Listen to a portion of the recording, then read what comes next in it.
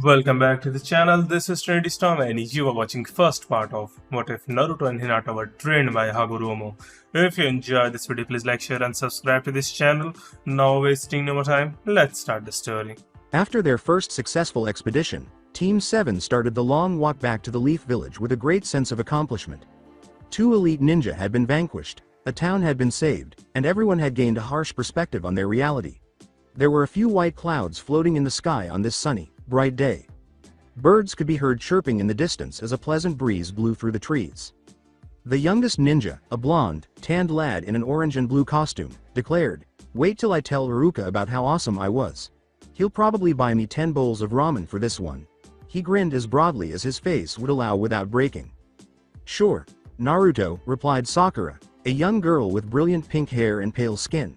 Seeing a chance to make Naruto feel less confident, she pursued her crush, Sasuke, the third person in their group with black eyes and hair and a permanent frown. She gazed longingly at her crush and said, "Right, Sasuke. You can also tell him how Sasuke did all the work while you showed off like a loser." With an irritated growl, Sasuke acknowledged Sakura's query but otherwise kept his gaze fixed forward. All of this was heard by their sensei, Kakashi Hatake, who was hiding behind his book. He took the lengthy stroll to catch up on some reading and reflect on a few things, as the arguing of his young students had long since become just another part of the background noise. Naruto had used some of the 9-tailed fox's chakra during the battle with that young ninja, Haku. It was a force that seemed as old and wide as the sea. Kakashi recalled how small he felt when Naruto used its power. What he experienced was quite different from what he had anticipated, a sense of power and evil. The chakra did feel stronger than anything he had ever experienced, yet it wasn't wicked as he had anticipated. It felt, if anything, protective. During the fight, it seemed as though the fox was attempting to protect his container. It was illogical. An ancient evil was the 9-tailed fox. It caused tsunamis, leveled mountains, and destroyed villages. He sensed the fox's attempt to protect Naruto, even if it was more of a walking natural disaster than a living thing. He planned to speak with the Hokage for a long time when he returned to the Leaf Village. This might be significant. Sasuke groaned, jolting Kakashi out of his reverie and forcing him to look up from his reading. "Kakashi, who are they?" An elderly man with long, spiky white hair and a horned headpiece bearing the character for oil was standing in front of them. He stood tall on wooden sandals, wore a scarlet waistcoat, and had a big scroll slung to his back. A tiny figure, roughly Naruto's size, was standing next to him, cloaked in a black cloak. "So, you're the one who got charge of this half, Kakashi." Suddenly, Kakashi recognized the child in the cloak and understood why the two were approaching one another in silence. "It's finally time, huh, Lord Jiraiya?" "Naruto, come back here." "Kakashi. Sensei, what's going on here?" Sakura asked, glancing nervously between her instructor and the two ninja. As he extended his hand to Naruto, the boy in the black cloak said, "We're making 2 halves into a whole again." The young child used his other hand to lower his hood, revealing Naruto Uzumaki. The small guy resembled Naruto exactly, the baby chubby face, the bright blue eyes, the spiky blonde hair, and even the 6 whisker marks on his cheek. 2 Narutos were there, looking at one another. A bright glow surrounded their hands and expanded throughout their entire bodies as the orange Naruto grabbed the other Naruto's hand. "About time. Do we have a ton of new jutsus to show off?" Now the light became stronger, starting to blind everyone else. "Hell yeah, we do. We're gonna give the Leaf a Hokage they'll never forget." Both Narutos vanished with a blaze of light that briefly blinded everyone in the area. One Naruto lay unconscious on the ground, as nude as the day he was born, when the light finally cleared. Suddenly, the 2 piles of shoes and clothing that were on the ground were empty. Jiraiya moved closer, wrapped the new Naruto in the black cloak, and then picked up the sleeping kid. He turned to find 2 young ninjas in amazement, their mouths forming a novel number of inquiries. "I'll explain everything you need on the way back to the village, but just know that Naruto will be a little different when he wakes up, and really hungry. So we should get back to the village now so he can eat when he wakes up." "No, I want answers now." Sasuke screamed, "What the hell just happened to that idiot?"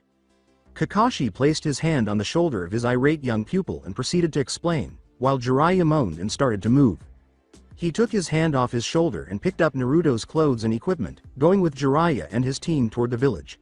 When Naruto was 4 years old, a group of very powerful, very old people showed interest in raising and training Naruto with Lord Jiraiya's help. But, unfortunately, They knew that it would bring unwanted attention to Naruto if he were to suddenly vanish on a trip with no evidence. Sakura turned to face her sensei and asked, "Why is that?" Jiraiya was the one who responded this time. "Because when powerful people want to train a kid, it makes bad people take notice and try to find out what makes the kid special. We didn't want that kind of attention, so my colleagues told me about an ancient and powerful jutsu, long forgotten in the ninja world." He turned to look behind him. The Soul Clone Jutsu. Suddenly, Sasuke became intrigued. These individuals would be thrilled to train an exceptional Uchiha like Naruto if they were interested in a dope like him. They might hold the secret to getting revenge on his family. Who are these people and what is so special about this jutsu? Knowing what Sasuke was thinking, Kakashi turned to face him and said, "They are people who you don't make demands of, Sasuke. And the jutsu is one that makes a full, living, breathing copy of the person it's performed on. Like the Shadow Clone Jutsu, except this one stays unless killed. The clone grows, eats, sleeps and reacts just like the person they are cloned from, because they have half the soul from the original." The existence of such a jutsu astounded Sakura. Why did this jutsu get forgotten? It sounds perfect for long spy missions and reconnaissance. Jiraiya continued to walk ahead of them, realizing that they were now many minutes away from the village. Because the jutsu itself comes with a huge risk to the people it's used on. Not only can it only be performed on younger ninja, who have less knowledge and thus less to split, but if one of the halves dies then so does the other. So, really, it's more dangerous to use this technique because it gives the enemy more chances to kill you. But, this way, Naruto could stay in the village and be trained and raised by me and my colleagues at the same time. Sasuke stopped walking and folded his arms. Why Naruto? What's so important about that idiot? And who are you, exactly?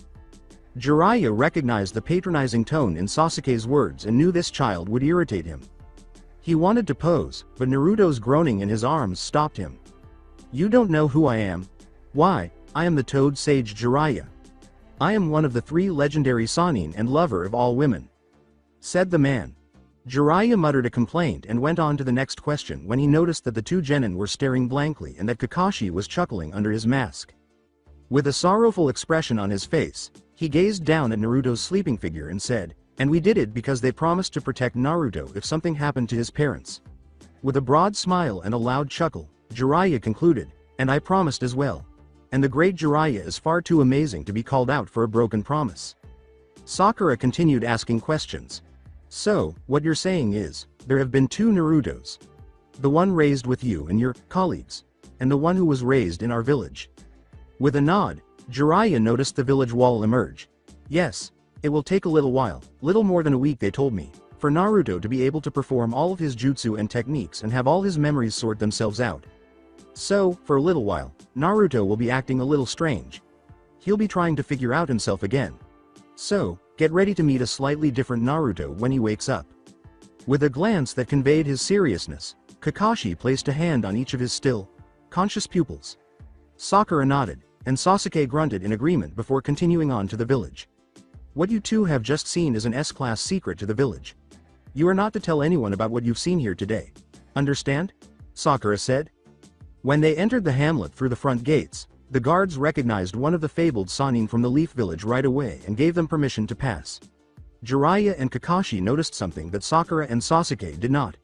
Foxes had been after them since they had woken up. They all sat in the forest now, watching Naruto Uzumaki sleep with vigilant eyes.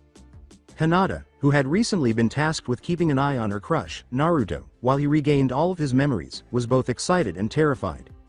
She believed his teammates would be chosen to look after him, but Sasuke believed it would interfere with his training and Sakura was stranded at the library helping her mother.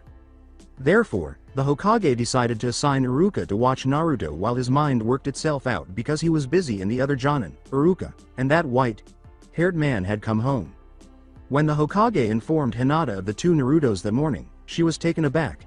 It was difficult to accept the existence of such a jutsu, much less the fact that Naruto had employed it.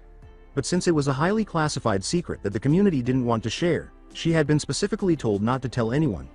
After promising not to inform anyone, she was sent to Naruto's residence. However, the fact that she was able to spend the following week with Naruto overshadowed all of that. When she received the news, she had to force herself not to faint. Her shyness had always kept her at a distance from Naruto, despite her constant desire to draw closer. She made the decision not to do so now. This time, Though, would be different because she was a new Naruto, and hopefully, her shyness wouldn't stop her. When she realized she was outside of Naruto's apartment and that he was standing 15 feet away, painting seals on his door, her thoughts were interrupted. He had taken off his orange jumpsuit. Instead, he donned black jeans and a dark orange shirt with a black swirl pattern on the front, which he unzipped to reveal a black hoodie with orange flames on the hood and sleeves. A solitary green jade Magatama necklace gleamed in the light around his neck. She noticed his new appearance and felt her blush return. He looked far better in this than in his orange jumpsuit, which was all she had ever seen of him. Naruto turned to face her at his door after taking a step back. And Hinata noticed astonishment on his face. She decided she was hearing things when she heard him mumble something that sounded like, "No way." She was in the village the whole time.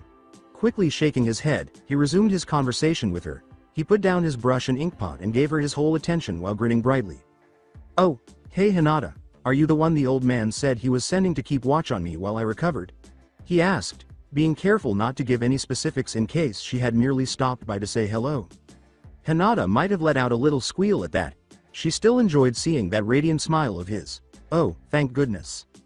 What's that you say?" When Hinata realized she had stated that out, her flush deepened, and she began to fidget with her fingers. Oh, I said how are you feeling, Naruto?" In the Hinata's gaze, Naruto's smile grew smaller but warmer nonetheless. "You know, you're the first one out of our little group to actually ask that." "Yeah, I'm feeling fine, thanks for asking, Hinata." The fact that none of her friends had bothered to check on him infuriated Hinata. Naruto had been transported home unconscious, even if they hadn't been informed of the precise events. However, she continued to concentrate on Naruto for the time being. "Have you remembered anything about the people that raised you, yet?" Naruto felt relieved that he could finally discuss this matter with someone after learning that she had been informed about his other self. Naruto placed a hand on his head and gave it a rub. He waved his hands at his door and said, "See, that's the thing. Jutsus, taijutsu, specific tactics, those things all come in one big clump. It's just boom." He closed his eyes and tried to visualize the people who had loved and raised him in his previous life. But people, they come in bits and pieces. As Naruto's smile widened, Hinata couldn't help but smile back at him. "I remember two girls, both around 20. One had this really pretty silver-colored hair and the other had deep midnight black hair. I remember how the silver-haired one would always be dancing and happy, always joking and playing with me when I was little. The dark-haired one would read to me at night. Sometimes she would read me all these amazing poems and sometimes stories about brave ninja or samurai." Hinata was quite eager to meet these people. She wanted to express her gratitude to them for providing Naruto with a family throughout his formative years. "Sounds like they really love you, Naruto." As Naruto fell against the wall, his hand instantly went to his head once more and gripped it in agony. "Yeah, I think they do." Naruto stopped speaking. In an instant, Hinata was by his side. "Are you alright, Naruto?" Naruto saw the dark-haired woman from his memories reading him a poem, and he heard a musical voice speaking to him in his mind. As she read, he tried to facilitate the memory by talking to her. Hinata clasped his hand, her nervousness overcome by her desire to assist him. "Out of the night that covers me, black as the pit from pole to pole, I thank whatever gods may be for my unconquerable soul." The silver-haired woman was also in this memory, sitting next to Naruto and embracing him while he listened to the poetry in delight. "In the fell clutch of circumstance, I have not winced nor cried aloud.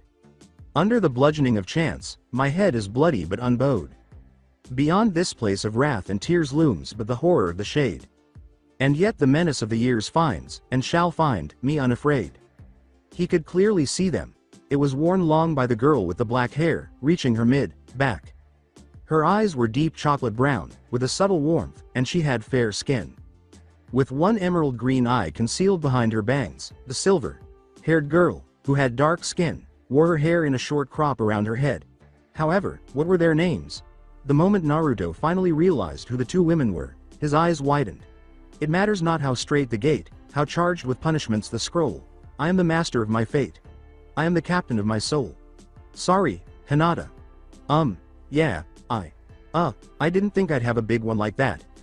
As the flashback came to an end and Naruto stood against the wall, gasping, Hinata continued to grasp his hand. "Never mind that, are you alright, Naruto? What did you remember?" Naruto muttered in a whisper of amazement as he inhaled deeply and pushed himself off the wall. "Rika and Kagome. What? Naruto turned and gave Hinata a joyful embrace. With the Hinata still caught in his arms, he began to grin and bounce up and down. Their names are Rika and Kagome. Hinata. I remember them now. They helped to protect and train me in my other life, and they'll be here soon. There are other people I still need to remember, but I got 2 more down, he exclaimed. Although Hinata was delighted for him, the bashful girl was unable to manage the amount of contact at once, and when he released his hold, she felt as though she was about to pass out. She needed to shift the topic before her head started to pound about her holding his hand back there. That's great, Naruto. W. What were you doing to your door when I got here, Naruto? Rubbing the back of his neck, Naruto turned to face the door. Oh, yeah. Sorry. Got a little sidetracked there for a moment. He cleared his throat and raised his hands to his front door. I was installing my new home security system. See, I put this seal on my door and windows, and now nobody but me can get inside my home unless I let them in or set up the seal to let them in. Pretty sweet, huh? Hinata was truly impressed that he was capable of such a feat. Since seals included formulae and memory, they were challenging for anybody to master.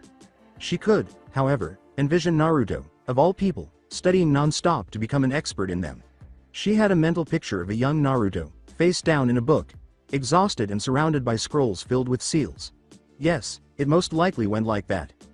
After making a few hand gestures and placing his hand on the door, Naruto turned to face Hinata as the seals instantly started to swirl and glow crimson.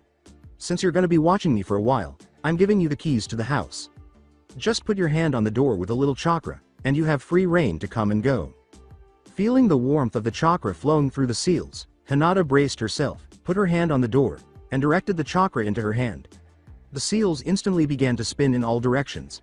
On the door, they swirled faster and faster in perfect circles until they all came to a complete stop in perfect rows, turned blue, and disappeared. To remove some dust from the door, Naruto clapped his palms together. He quickly made a hand signal, and the brush and ink pot he was using disappeared in a cloud of smoke. There you have it. You have complete freedom to come and go as you please now. Hinata surmised that he had sealed them once more in a scroll he carried with him. Now, since that is taken care of, how about you and I head to grab a bite to eat? I'm actually really hungry. And, come to think of it, I don't believe we ever have really hung out and gotten to know each other. Weird, huh? In her mind, Hinata heard a tiny voice yelling with delight. He allowed her free entry to his home first, and now he wanted to have a meal and chat with her. This new Naruto was starting to win her over. She took action before her shyness got in the way. Yes, I would like that, Naruto. Both of them began to descend the steps leading to the street. Naruto was strolling next to Hinata with his hands in his pockets and a smile on his face. Why don't you choose where we eat, Hinata? It would be kind of rude of me to just drag you to Ichiraiku all the time. Oh, W. Well, there's a nice place I go to that makes great cinnamon rolls and udon. Do you want to try there? There was a look on Naruto's face as though he was attempting to recall something. Udon. Say, is there a type of udon that has fried tofu in it? Hinata gave a nod. That's their specialty dish at the restaurant. Why? If I remember right, Rika and Kagome loved fried tofu, and I remember udon being served all the time where I was. Hey, maybe eating some will help get some more memories going. He reached for Hinata's hand. We're off to get some udon. Hinata continued to walk, using her willpower alone to keep herself conscious. She tried to relax by concentrating on her surroundings rather than the warmth of Naruto's hand on hers. The Leaf Village was bustling with activity on its streets. Shops were crowded with customers, families strolled by carrying enormous ice cream cones, and a group of academy children played soccer in a neighboring field. Hinata could smell various foods and pastries being prepared all around to entice potential clients. It was incredible. Festivals and holidays were the only times she'd seen the village that crowded, and the nearest one was a month away. She asked herself, what's all the commotion about? However, Hinata became more aware of the various ninjas around the hamlet the more she looked. There are giant rock ninjas with armored plates, rain ninjas with gas masks, and lightning ninjas with swords strapped to their sides. There were ninja from every village in the village. Hinata's confidence began to erode when she realized that the Chunin tests were approaching tomorrow. She began to question whether she could handle the competition from all these ninja in the Chunin tests. After all, she was a ninja failure. When she initially became a genin, even her father disowned her in favor of her younger sister since he understood that. She was unsure if she should even attempt to modify herself, which was why she had wanted to take the Chunin tests. Then Naruto began to talk. When Naruto turned to Hinata, he grinned and said, "Wow, all these people are here for the Chunin exams. That's a lot of people who'll have to tell their friends that Naruto Uzumaki and Hinata Hyuga kicked their ass, huh, Hinata?" Hinata needed to hear that very much. Naruto never had a moment of self-doubt, even now, when his intellect was still attempting to define himself. No matter what, he would keep his head up and plow forth against whatever obstacle that stood in his way. That gave Hinata strength. She would make an effort to move forward if he could, in spite of everything that was going on with him. She could defeat all of these ninjas for Naruto. Why? Yes, they will, Naruto, she said, tightening her hold on his hand. They continued to stroll, simply enjoying one another's company, until they arrived at the Nook, a charming one-story eatery. The environment was pleasant and cozy. It was a nice place to stop and have lunch with a friend because of the comfortable bench chairs and hanging lights. However, as Naruto and Hinata got close to the door, a waiter stopped them and gave Naruto a death gaze. The server, a 20-something man with unwashed hair and unclean brown hair, informed them, "Sorry, but he is not allowed to eat here." Naruto ought to have anticipated this. The people continued to view him as a freak and a monster despite the fact that everything about him was changing. "And who are you exactly to tell me where I can and can't eat, The waiter leaned over and poked Naruto in the face. The waiter's words were oozing with venom. "I'm the one who knows better than to let a freak like you into their workplace. Oh, we got a badass here. Calling a 14-year-old a freak, oh how the ladies must swoon at your feet. Yeah, laugh it up, you little shit, but you are not getting in this restaurant." Hinata had had enough of the waiter's insults to Naruto at that point, and she saw the restaurant manager behind the server. She gestured to the older woman with a raised hand. "Hi, Miss Kana." Kana, the proprietor of the Nook, was a woman in her early 40s who exuded grace and authority while standing and moving. Her light brown hair was pulled back in a tight bun. Her look softened the moment she turned and spotted Hinata. Over the years that she had been frequenting the Nook, Kana had grown to love the shy young Hyuga, and she always looked forward to her visits to her restaurant. She approached the Hinata, leaned down, and gave her a hug. "Hey there, princess. Haven't seen you in a few days. I missed ya." She recognized the young kid from all the times Hinata would mention him and noticed Naruto standing there looking a little perplexed. She smirked proudly and spoke to Hinata in a whisper. She laughed at the scarlet flush she got and got up to see her waiter's irate face. "Finally caught him, you little devil?" she asked. "There a problem here?" He gestured at Naruto and said, "Boss, she's trying to bring him into the Nook." Naruto grinned. Hinata couldn't help but laugh as she heard the statement. "Yep, guy tries to walk in with a girl, and douchebag here gets pissed because he can't get one. Whatever, freak, I'm still gonna stop her from trying to bring you in here." Kana spoke in a voice that was unarguable and her face hardened like a statue. "She's not trying to bring in, boy. She is brining him in. This boy is a ninja, which means he puts his ass on the line every day to make sure yours is safe and happy. He has done nothing to me or anyone at this restaurant except help keep them alive, so he can come eat here whenever he wants." She approached the server and stared at him with stern eyes. "If that's going to be an issue, then I suggest you turn in your uniform and go home." He tried to protest, but Miss Kana's expression never wavered, so the waiter moaned in defeat. But, boss," he said. "No, ma'am. There won't be any problems." "Good, now get back to work. Table 3 needs refills on their drinks." Unaware of what had overcome her, Hinata heard herself utter as the waiter left before she could stop herself. "How'd that work out for you, jerk?" When Naruto and Kana turned to face the often reserved wallflower, they saw her cover her mouth with her hands in disbelief. Naruto turned to Miss Kana and grinned, saying, "Thank you for helping us with that, ma'am." He chuckled and grasped her hand once more before saying, "Way to go, Hinata. Now let's go get us some food. Oh, before I forget." With a smile, Kana gestured to the rear. "You're very welcome, young man. Table 10 is open. A waiter will be with you in a second. Have a good lunch, princess." Sitting at their table, Naruto and Hinata ordered a dessert of fresh cinnamon rolls and 2 fried tofu udon while conversing. They spent hours discussing whatever was on their minds. The jutsu they were learning, the movies they had watched, Naruto's recollections and the stories he could tell her thus far, Hinata's training with her family, and even her father's rejection of her. All of this instantly turned the head Hyuga into an adversary in Naruto's book. They discussed everything. Though it was never as severe as the recollection he had when they first met that day, Naruto would occasionally moan and massage his head as a fresh memory returned to him. Hinata would occasionally become caught stuttering for a few seconds, but they both enjoyed simply sitting and conversing. The Chunin exam, which began tomorrow, was then mentioned by Naruto. Naruto noticed that Hinata began twitching her fingers, which he had discovered she did when she was anxious, and he questioned, "Are you gonna go for it, Hinata?" I want to, Naruto, but I'm scared, what of?"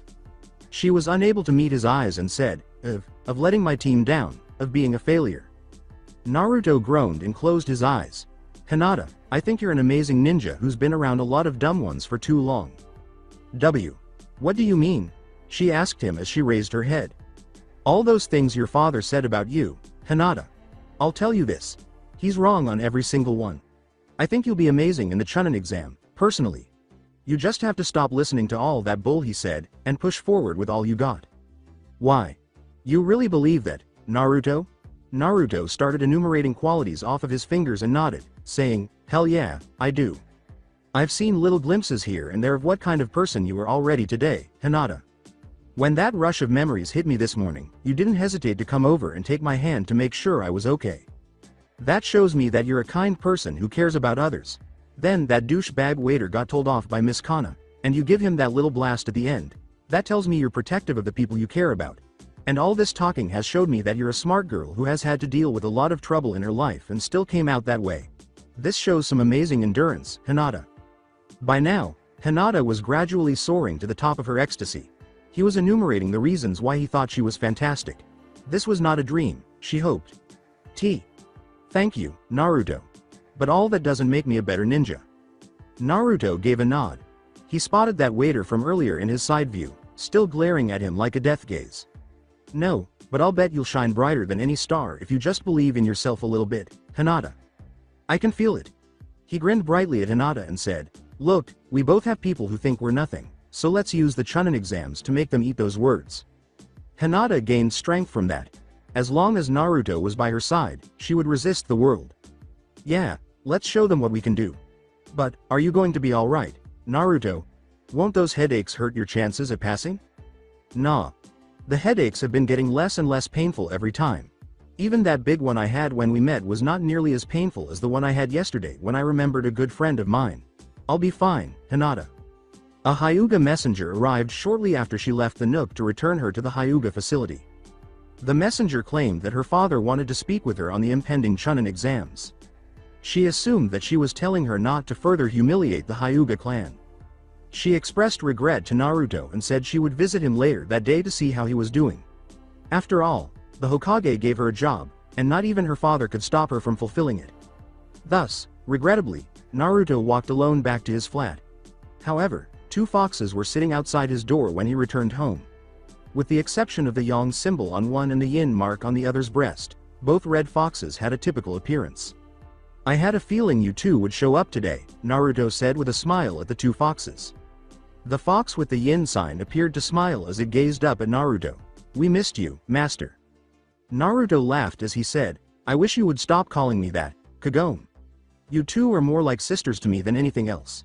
Besides, you two only listen to me if you think I'm in the right about something, so I'm not much of a master."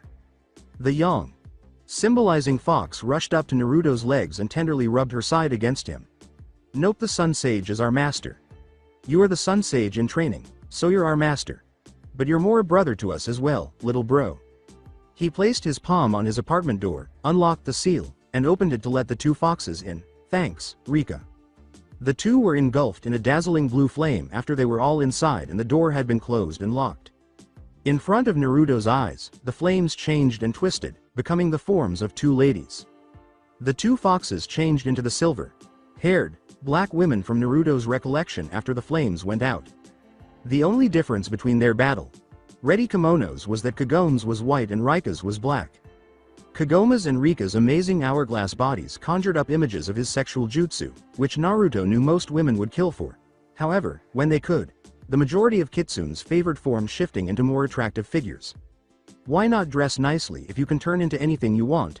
Recalling how much trouble Jiraiya went into because of that small piece of information, Naruto grinned. Naruto thought it was incredible how Jiraiya could take a hit and yet be largely unharmed. As he gave Kagome a doggy bag full of fried tofu, Naruto remarked, "Kitsune shape shifting. It never gets old." I had a little extra, so I grabbed some in case you were hungry. Deep-fried tofu? Rika asked, glancing at the bag, and Naruto nodded. Oh, gimme, gimme, gimme, Rika exclaimed as her unhidden eye widened and she approached the bag with her arms outstretched. Thank you very much, she said, grinning up at him as Kagome pulled out a couple pieces for her and Rika. Master. Naruto went to a tiny table in his kitchen and sat down, saying, I swear you do that just because I don't like it. Anyway, you're welcome, girls. And I have got some amazing news. I think I found the moon sage. Rika choked and spat out the tofu in her mouth as Kagome's eyes widened. You serious? You actually found her right here in the Leaf Village? You mean to tell me that we searched all over the 5 villages just for her to be here the whole time? Damn, I hate irony, replied Rika. Kagome nodded and, as she always did when she was pondering, tinkled with a lock of her long black hair. Was it that girl with the pink hair you said you had a crush on? Sakura was her name, if I remember. Naruto gave a headshake. Naruto moaned and placed his head in his hands. No, it's not her. I think a little of my aura sight came over to the me here, but my aim was off. I knew she was someone in my class, but I focused on the wrong one all this time. It was all around her this afternoon. This soft, heavenly glow that made her look like some kind of picture in a temple. How did I miss that for so long? Rika laughed in private. Maybe you got thrown off by that girl's pink hair. We saw her when the old perv carried you into the village. Seriously, she could lead convoys through a storm with that head of hers. Kagome turned away from Rika's jest and concentrated on the task at hand. How'd that old saying in the tales go? The sun and moon are never far apart. We always thought that meant the sun and moon sages would always meet, but we never thought it would end up being that they were born close to each other. Are you sure it was her? Naruto grinned and nodded. Naruto ran a hand through his hair and said, there's no question about it. Her aura was like starlight, Kagome. I've never seen it before. Now how am I supposed to tell her all of this? Rika approached Naruto, placed a hand on his shoulder, and gave him a tender glance with her revealing jade green eyes. Well, first you have to introduce us to her, and we'll help from there. We'll always be there for you, little bro. Besides, if she is the moon sage like you say, then she probably already wants to be close to you. Kagome gave a nod. The sun and moon sages are as much 2 halves of one whole as your 2 selves were. You need each other, master. Naruto pulled up his right sleeve and showed off a black tattoo of a fox curled around a bright sun on his forearm, its long tail winding down around his arm to his wrist. I know. She'll be back in a little bit, and then we'll head out to one of the training grounds and get some practice in. I've been getting a lot of jutsu back lately and I want to make sure I can perform all of them perfectly. He glanced at the 2 young women seated in his residence and smiled worriedly. Then I'll tell her how I've been trained by kitsunes, and that I have a summoning contract with them. This is going to be so awesome, Rika said with a smile as she bit into her tofu. Taking a soothing drag from his favored pipe, the Hokage sat behind his desk. On the other side of him were Kakashi, the sensei of Team 7, and Jiraiya, his former trainee. At the moment, they were talking about the possibility of a Naruto Uzumaki and everything that went along with it. But he was happy to have the conversation since it allowed him to overlook the pile of documents on his desk that needed to be signed. He was certain that he would become senile if he saw another plea to locate that darn cat. Hiruzen Sarutobi, the Hokage, exhaled a puff of smoke as he glanced up at Jiraiya.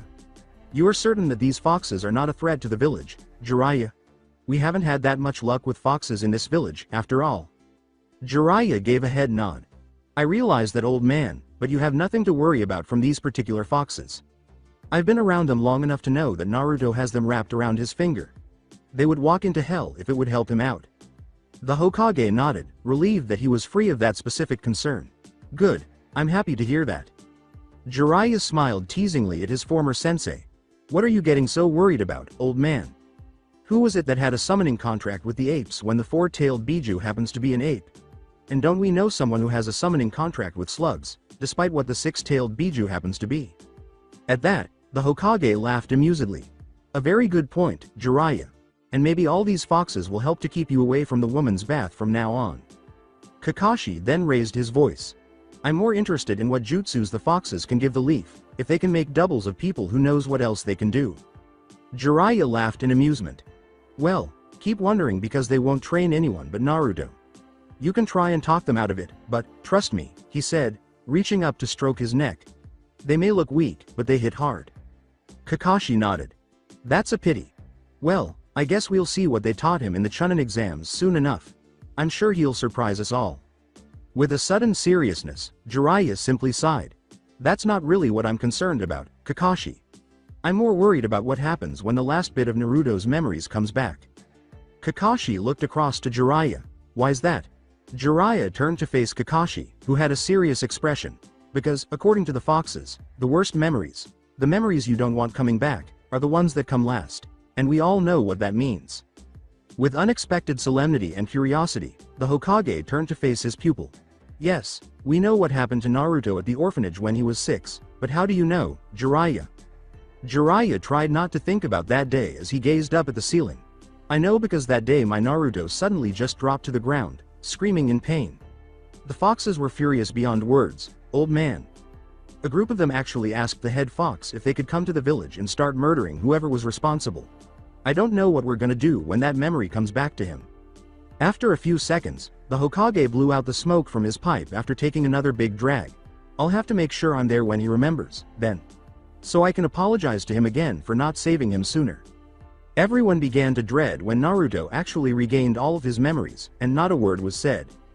In the meantime, the ninja was preparing for his conversation with Hinata in Naruto's residence across the village. He had not yet revealed to her that she was the Moon Sage. He didn't want to ruin their current friendship by overwhelming the girl after they had been enjoying themselves so much. But since Rika and Kagome would essentially be living with him from now on, he had to tell her about them. As a result, he might as well tell her about his upbringing by shifting foxes. Even he felt it was odd when he spoke it aloud to himself in that way, and two of them were like his adopted older sisters. But proving that to her would be rather easy. When Hinata arrived at his house, he would simply have Rika and Kagome transform back into foxes, which they already were. He didn't need everyone to know his secrets just yet, so he wanted to make sure they were alone. Rika and Kagome sat on their haunches, eating the rest of their fried tofu while Naruto went about his apartment gathering all of his ninja equipment for a session of rigorous training. It was Kagome who spoke first. So, do you wish to tell her everything up front or wait till later, master? Naruto stopped in front of them and strapped his gear pouch to his right leg before heading out toward the kitchen. We'll tell her before we leave for the training grounds. She's gonna be by here a lot, so she should know about you two ASAP. And I'd prefer to do it here where I personally set up the security. Let's just hope she's okay with it all. Rika noticed Naruto's concern and turned to face him. This isn't like you, little bro. You don't normally get nervous over whether or not someone likes you. Hell, you laughed in the face of that innkeep in Hidden Mist when he called you a hooligan. Why are you getting so worked up now? After completing his gear pouch, Naruto turned to face his two sisters and tried to explain why this was so significant to him. She stood up for me, sis. A girl my age, and from this village, stood up for me in front of a group of people. No human besides Iruka Sensei has ever stood up for me before, and definitely nobody my age has. It just felt nice, you know? Felt nice that someone actually didn't like seeing me put down. He approached the group and kneeled down in front of them as they touched their heads. This girl. I just basically had something of a date with her and she never hit me in the face or even looked embarrassed to be seen with me. So I kinda want to keep her around, you know. Rika and Kagome were both moved by their young brother's emotional outburst and rubbed themselves against him to console him. It was Kagome who spoke first. We'll make sure to help you do that, Naruto, we promise. Don't we, Rika? Rika gives a little head nod. Damn right, we do. Naruto smiled warmly at them both and said, thanks, girls. It's good to have my big sisters back, you know that? Rika was unaware that her tail had begun to wag. Course it is. You're useless without us to keep you out of trouble, little bro. Rika's tail started to wag when Kagome sat next to her. We missed you two, master. Everything seems duller when you're not around. They all looked up as there was a knock on the door. Naruto? Are you here? To relax, Naruto stood up and inhaled deeply. Yep, come on in. Rika whispered to Kagome as she pushed her side. This will be interesting. Hinata entered without observing the two foxes as the door's seal weakened. Sorry I had to go. Naruto. My father wanted to talk with me about the Chunin exams before tomorrow. The conversation hadn't been very long. He had summoned her to his study, where he sipped his tea and briefly discussed the preservation of the Hyuga honor. She quickly realized that he was expecting nothing but failure from her when he urged her to make sure she didn't humiliate the Hyuga by losing in the first round. All she could hear, However, was Naruto informing her that he believed he was mistaken about her while she sat there listening to her father icily disparaging her skills as a kunoichi. It helped her get through the lecture with her head held a little higher, but it didn't alter what her father had said. Hinata noticed Naruto scratching the back of his neck right away. "What's wrong, Naruto?" Naruto gave a back and forth shake of his head. He strolled to the door and reactivated the seal, saying, "Nothing, I just have to introduce you to some friends of mine." She prayed that was the case. "Really? Did those two girls you were talking about earlier show up while I was gone?" she asked. She wants to know that when she leaves Naruto that evening, he won't be by himself. Yeah, you could say that." He turned to face his kitchen, ignoring Hinata's perplexed expression. "Come on out, you two." The two foxes emerged from Naruto's kitchen. While Kagome carried herself with an elegant walk and couldn't stop her tail from wagging, Rika raced over to Hinata with her tail bouncing joyfully. Hinata was unable to resist falling in love with the two. "Aw, they're so cute. Are these your pets, Naruto?" At that, Rika yipped indignantly, but Naruto snubbed her and inhaled deeply, resolving to explain the two foxes to Hinata. "No, these are Rika and Kagome." With a puzzled expression on her face, Hinata stopped patting the foxes and turned to face Naruto. "Why? You named them after those two women that helped raise you?" She had heard more unusual pet names, but she always thought Naruto would come up with something more imaginative. In an attempt to put an end to this turmoil, Rika spoke up at that point. "Nope, we are those girls from his memories, hun." Her brain took a few moments to process what had transpired. It took a moment for her brain to process the words before they could reach her tongue, but she could hear the fox's voice, see its maw moving up and down with the words, and even recognize it calling her, "Hun." Did one of the foxes just talk? Naruto moaned and closed his eyes. "Yeah, she did. Though she could have waited for me to explain a little before jumping the gun like that." Rika looked down at Naruto. "Well, we're burning daylight here and I want to get some training in before bed, too, little bro." Hinata's gentle words interrupted Naruto as he was about to dispute with Rika. "Naruto, what's going on? Why did that fox just call you that?" With a sigh, Naruto lifted the sleeve on his right arm to show Hinata his summoning tattoo. "They're kitsunes, Hinata. Fox spirits, just like the old myths. They were the ones that wanted to train me when I was little. They were the ones who split me into two, and they are the ones I have a summoning contract with." A brilliant blue light burst next to Hinata, who was astonished and started to ask additional questions. She retreated from it, almost stumbling over a coffee table in the process, and saw the two foxes turn into the two women Naruto had told her about earlier in the day before they were engulfed in flames. Hinata could only mutter in astonishment as she gazed at the two women who had once been foxes. "They really are kitsunes." Naruto raised himself, anticipating her response. "Yeah, these two in particular are like big sisters to me. Sorry for springing all of this on you, Hinata, but you were going to find out sooner or later if you kept coming by, so I wanted to tell you as soon as possible. Well, what do you think?" After approaching the two women and giving them both a long look, Hinata took an unexpected action. She thanked the two women and bowed slightly. "Thank you for keeping Naruto safe for us. I am really glad he's not alone here anymore." With a warm smile spreading across her face, Kagome glanced from Hinata to Naruto. "I'm beginning to like this girl, master." But Rika simply burst out laughing. "And you were all worried about her reaction. Feelin' kinda stupid now, huh?" Naruto didn't really care that Rika was playing tricks on him because he was feeling too wonderful. "I kinda am right now, sis. But, honestly, you're taking this surprisingly well, Hinata." Hinata smiled nervously as she turned to face Naruto. After being on the same team as Shino, not a lot can surprise me." Naruto was intrigued now. "Really? Shino never struck me as that weird. The constant silence and sunglasses no matter the weather was always kinda weird, but not that bad." Hinata nodded slowly. "Let's just say Shino is really close to some of the bugs he has." Naruto had the impression that he was not interested in learning the specifics of that. "I'll take your word for it. But, anyway, me and the girls were just going to get some training in before the exams tomorrow. Would you like to come, too?" Hinata's fingers began to twitch. "Oh, of course, Naruto. I would be happy to. And I promise I won't tell anyone about the foxes. I'm sure that's part of the big secret, right?" Naruto walked approaching his door and nodded. He opened his door and held it open, saying, "Yeah, I'd like to keep it a secret that I can summon foxes. For a little while, at least. After you, ladies." Leaning over, Rika murmured in Hinata's ear, "Years of being raised around women will do wonders for a boy's manners, huh?" Kagome moved toward the entrance, giving Rika a gentle elbow to the side. "Thank you, master." Following that, Rika and Hinata both passed through, thanking Naruto as they went. They started walking to the training ground when Naruto resealed his door. While traveling, a number of people paused to gaze at the group.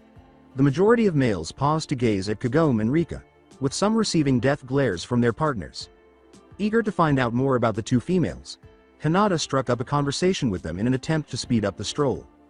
Kagome was standing by Hinata's side as Hinata turned to face him. "I'm curious. How long can you stay human before having to change back?" Kagome continued to walk while glancing down at the small girl. "As long as we wish.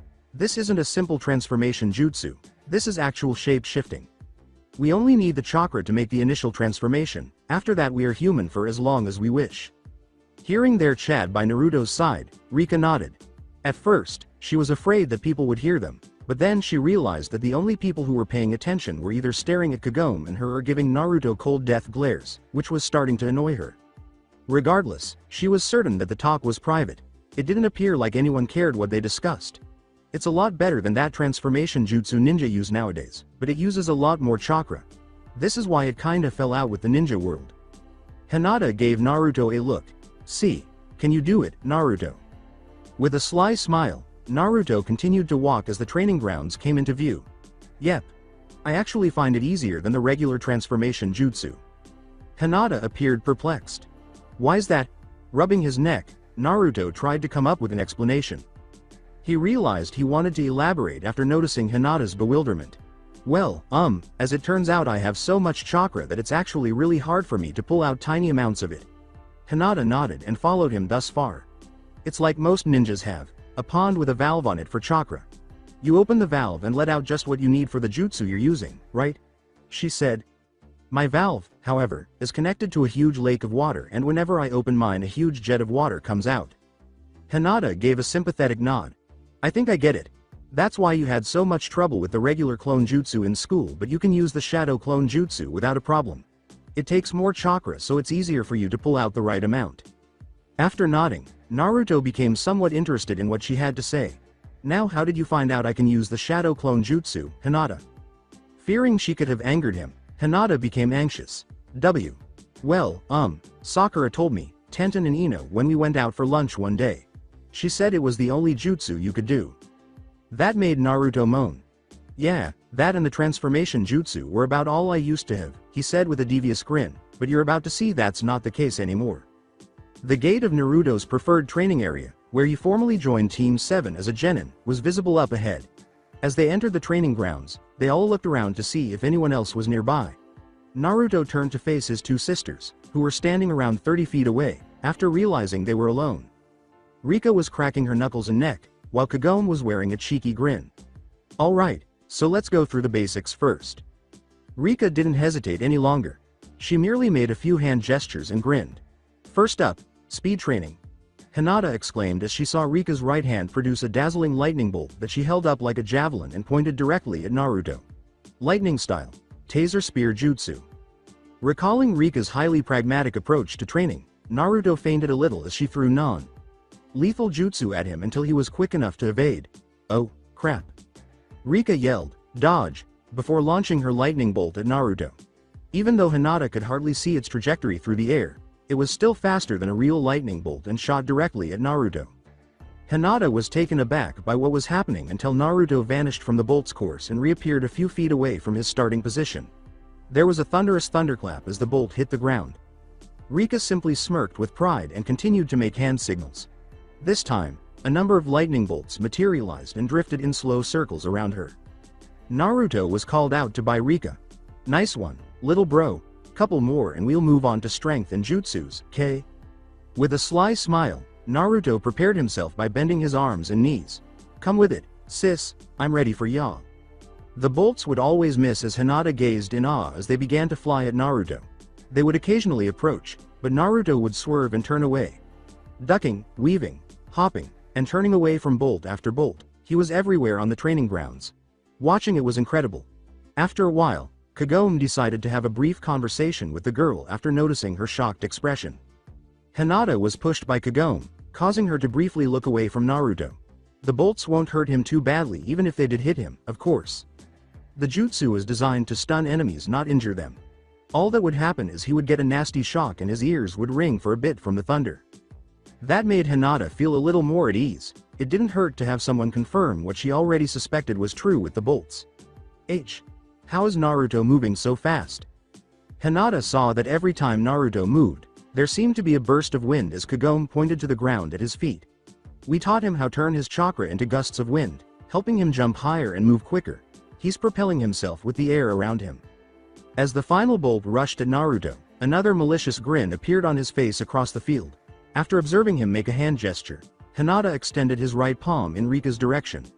Wind style, air cannon jutsu. A huge cloud of dust blew into Rika's face as a ball of air exploded from Naruto's hand and struck the ground close to her feet. Suddenly, a loud bang echoed through the fields. As the dust settled and Rika began to dust herself off, she coughed. Neither Kagome nor Hinata were able to suppress the giggles that were flowing out of her mouth. As she continued to dust off her clothes, Rika complained to herself, yeah, very funny. She turned to Kagome and said, I swear, I will zap his ass next time we do this. I think speed has been covered, then. Strength is your department, Kagome. So have it. As Rika moved back to stand beside Hinata, Kagome approached Naruto. She took her usual elegant stride, but as soon as she was a safe distance from both Rika and Hinata, she threw herself in the air in Naruto's direction. She kicked her leg down in a downward motion as she descended. When her leg struck the ground, Naruto utilized another gust of wind to move aside, and the ground exploded beneath her foot as if a little meteor had just struck. The typically elegant woman's demonstration of strength astounded Hinata. When Rika spoke to Hinata, she gestured toward the crater. Rika turned to face Kagome and Naruto and said, she loves it when people underestimate her. She says the faces people make when she puts some random mook who won't leave her alone through a wall are priceless. She's nowhere near as strong as that Tsunade woman from here, but she can still break a few walls if she wants to. Kagome used a crook of her finger to summon Naruto over near the crater. She pointed down to her crater as soon as he was within earshot. Now then, I want you to try and match the crater I just made. Naruto snapped his knuckles as he gazed at the hole in the earth. All right, let's do this. Leaping to a new location next to the crater, he prepared to try, cocking his fist and yelling as he struck the earth. Another crater, far smaller than the first, was created as the ground exploded. Compared to the other 10 feet, this one is just roughly 2 feet deep. As Kagome looked at his work, Naruto stepped back. You've gotten better, master. Last time you only made 1 foot deep. Well done. Hinata pointed to Naruto as she turned to face Rika. How did he do that? Rika merely chuckled. That's a sage secret. We'll tell you another time, okay? With a new perspective on Naruto, Hinata nodded as she turned to face him. Happy to get praise from his big sister, he was grinning up at Kagome. But it wasn't the smile she recognized. Despite being large, that old one never made it to his eyes. The loneliness in his eyes seemed to be visible even through his broadest smile. But his eyes were as dazzling as his smile, and this one was warm. It didn't take her long to determine that she preferred this one. Naruto simply put a hand on his neck and laughed. Thanks, sis. Guess all that's left is to run through a couple jutsus and I'll be ready for tomorrow. Let's start off with the chains. With cat-sized stones rising up from the ground around her, Kagome nodded and made an earth sign with her hands. You ready, master? Naruto nodded, smiling. Yep. Pull. In front of Naruto, Kagome grumbled as the stones flew into the air. Suddenly, a number of spiked chains with speared ends shot around Naruto to grab the rocks in front of him from behind. Hinata observed that they appeared to be composed of orange flame as she gazed at them. Before retracting back inside Naruto and disappearing from view, orange tongues of fire flickered on their edges as they swayed in the air in front of him. I didn't know a jutsu like that even existed, Hinata said, turning to face Rika. Rika responded in a way that was unusually solemn. Neither did we. That jutsu was created by Naruto's moth. He asked us up and down to teach it to him after we told him who his parents were 2 years ago. When Hinata realized how serious what Rika had stated was, her eyes widened. Does he remember her yet? Rika simply gave a headshake. No, he got the jutsu back, but I don't believe he has remembered everything we told him about her yet, or that the necklace he's wearing was an old family heirloom she used to wear to special occasions. The discussion had revealed something significant to Hinata, and she felt a chill go through her. The foxes had known Naruto's parents. She could find out later, but this also suggested that the foxes might be older than they appeared. She immediately set out to find out as much as she could about the lady who gave birth to Naruto. Hinata focused entirely on Rika as Naruto began slicing boulders in two in front of him with slashes of air from his palms. What was she like? Rika closed her eyes and pictured the red-haired girl who had grown to be as much of a sister to her as Naruto was to her brother. She looked out at Naruto and saw Kagome rubbing his head lovingly. She was a lot like Naruto, actually, headstrong, happy, and always ready for anything. She had this way of getting the people around her to smile, you know? It was like her energy was so infectious that you couldn't help but be in a good mood around her. Rika's eyes began to well up with tears as she recalled how happy she was for her friend and how they spent the rest of the day discussing how the pregnancy would go. I remember when she first got pregnant with Naruto. She walked up to me with the brightest smile I've ever seen on anyone's face and just whispered, "I'm gonna be a mommy." Rika, with a hand on her stomach. Out of everything in her life she could brag about, being a mother was the one she was most proud of. What about his father? What was he like? Rika laughed. That man could be just as stubborn as his wife, but he always had this air of calmness around him. Like he was just at peace with the world. He loved Kushina with everything he had and was about as excited as she was to be a parent. I hate that it never got to happen. I'm not gonna tell you his name, though. That's something you'll have to get straight from Naruto. With a few tears in her eyes, Hinata turned to face Naruto. So he loses a loving mother and father, and gets a village full of people making his life miserable. It's not fair. Rika noticed that she was growing fonder of the young Hyuga every minute. As Hinata wiped a few tears from her eyes, she placed a hand on the young girl's shoulder and said, "You're right. It's not fair at all. But he's got plenty of people who love him now. Me, Kagome, the rest of the foxes, that old perv, Jiraiya, and he has made a pretty good friend with you." That made Hinata smile. Hinata stood up straight for a few seconds and said, "Why? Yeah, you're right. We'll just have to make up for all the bad in his life." She spoke clearly and without stuttering. The future Hokage should have people on his side, after all. When Naruto completed another jutsu, Rika nodded in agreement. Returning her focus to Naruto's training, Rika remarked, "I guess there's just one more to test, little bro. The Sun's Wrath Jutsu." When the jutsu was mentioned, Naruto became visibly anxious. "You sure, sis? We might get some notice if I use that one." Rika dismissively waved a hand in the air. "Oh, it's all right. Kagome can just use an earth jutsu to fix the training field afterwards. These training fields are here for ninja to try out jutsus, after all. We won't get noticed for using a jutsu out here." Kagome took a few steps back from Naruto and remarked, "She's right, master. I can fix any damages and we need to know if you can use that jutsu without hurting yourself." With a nod, Naruto made a gesture that Hinata had never seen before. His left hand was the same, except he held it vertically. His right hand was held horizontally in front of him, with the middle and index fingers protruding and the rest curled in. As orange flames started to flicker and dance around his hands, he closed his eyes and watched. Drawing the flames between his fingers, he steepled his right hand and twisted it up. Suddenly, what Hinata could only describe as a tiny sun appeared between Naruto's hands. Bright orange flames swirled and flickered around the dark, nearly red-orange center. Sweat began to appear on Naruto's brow as he planted his feet firmly in the ground and moved his hands farther out in front of him. He shouted, "Everyone better cover their ears. This one's gonna get loud." Kagome leapt back toward the others, and they all did as he instructed. Naruto shouted, "Sun style, Sun's Wrath Jutsu," while holding the tiny sun in front of him. The tiny sun screamed across the field and shot out of Naruto's hands with a blast powerful enough to dig Naruto's feet a few inches backward. Then the air around them was shaken by an explosion and a flash of light filled the field.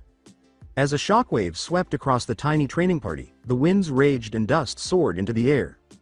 Hinata saw a tiny dome of fire across the field and felt the blow in her chest as though she had been punched lightly. When the flames subsided and the dust had cleared, Hinata opened her eyes and ears to saw a charred crater where the sun had set. Hinata estimated the jutsu would destroy a modest building if it were directed at it because of its size. In her whole ninja career, it was the most amazing and horrifying thing she had ever seen. When the dust had settled, Kagome slammed her hands to the ground to repair the field's damage, and Rika and Hinata rushed to where Naruto was standing. They saw Naruto hunched over, hands on his knees, gasping for air as they approached him. A hand was placed on his back by Hinata. "Are you all right, Naruto?" After a few more seconds to collect his breath, Naruto raised a finger before getting up and dabbing at his perspiration. He put up 3 fingers and said, "Phew, Yeah, I'm okay. Even for someone like me, that jutsu takes a lot of chakra. 3 is the max I can do it a day, and that's only if I don't use any other jutsu at all. If I want to be able to use that and some others, then 2 is all I can do. Any more and I'll pass out from chakra exhaustion. Rika touched him on the shoulder. Rika looked out to the field and saw all the craters being filled in as the earth reassembled around them. You may not be able to do that many in a day yet, but one is more than enough to mess some poor prick's day up. She turned back to Naruto and said, "Thanks, Kagome, that should keep the village off our back. Aren't those your teammates, little bro?" Naruto turned to see Sakura approaching from behind as Sasuke bounded into the training area. Pointing a finger at Naruto, he stopped in front of him. "We both heard an explosion come from here, dope. What is going on?" Naruto simply placed his hands behind his head and shrugged. "Never heard of explosive tags there, Sasuke. Gee, guess the #1 rookie doesn't know everything, huh?" Sakura then raised her voice. "Naruto, quit picking fights with Sasuke. We heard you had been coming by here, so we got worried when we heard the explosion, right Sasuke?" Sasuke turned his attention away from her and toward Rika. He stared at her for a few seconds before Rika placed her hands on her hips. "Hey, creepo kid, little advice. Undressing a woman with your eyes like that is a good way to get a black one." Sasuke pushed forward with a question, ignoring the slur. "Are you one of the people that trained Naruto in his other life?" "Yes." Sasuke grinned. "Then train me too. It'll be easier than training that dope, anyway." This boy was starting to turn Rika off. "Oh, and why do you want us to train you, exactly?" As he spoke, Sasuke's eyes took on a gloomy appearance. "I need to kill a certain ninja, and you all might give me the power I need to do it." Rika began to leave after saying, "Oh, well, that makes this answer easy then. Hell no." But Sasuke wouldn't have it. She was about to go when he leapt in front of her. "Why, you'll train some worthless loser but not an elite Uchiha." When Rika finally had enough, she grabbed Sasuke by the front of his shirt and held him up. She threw Sasuke to the ground and moved to Kagome's side, leaving Sasuke to get up and dust himself off. "Listen, brat, we decide who we train, not you. Do you really expect us to train you when you outright just said that you want to use it specifically to kill? You must be out of your damn mind if you think we do that," she said. He smirked as he pointed in Naruto's direction.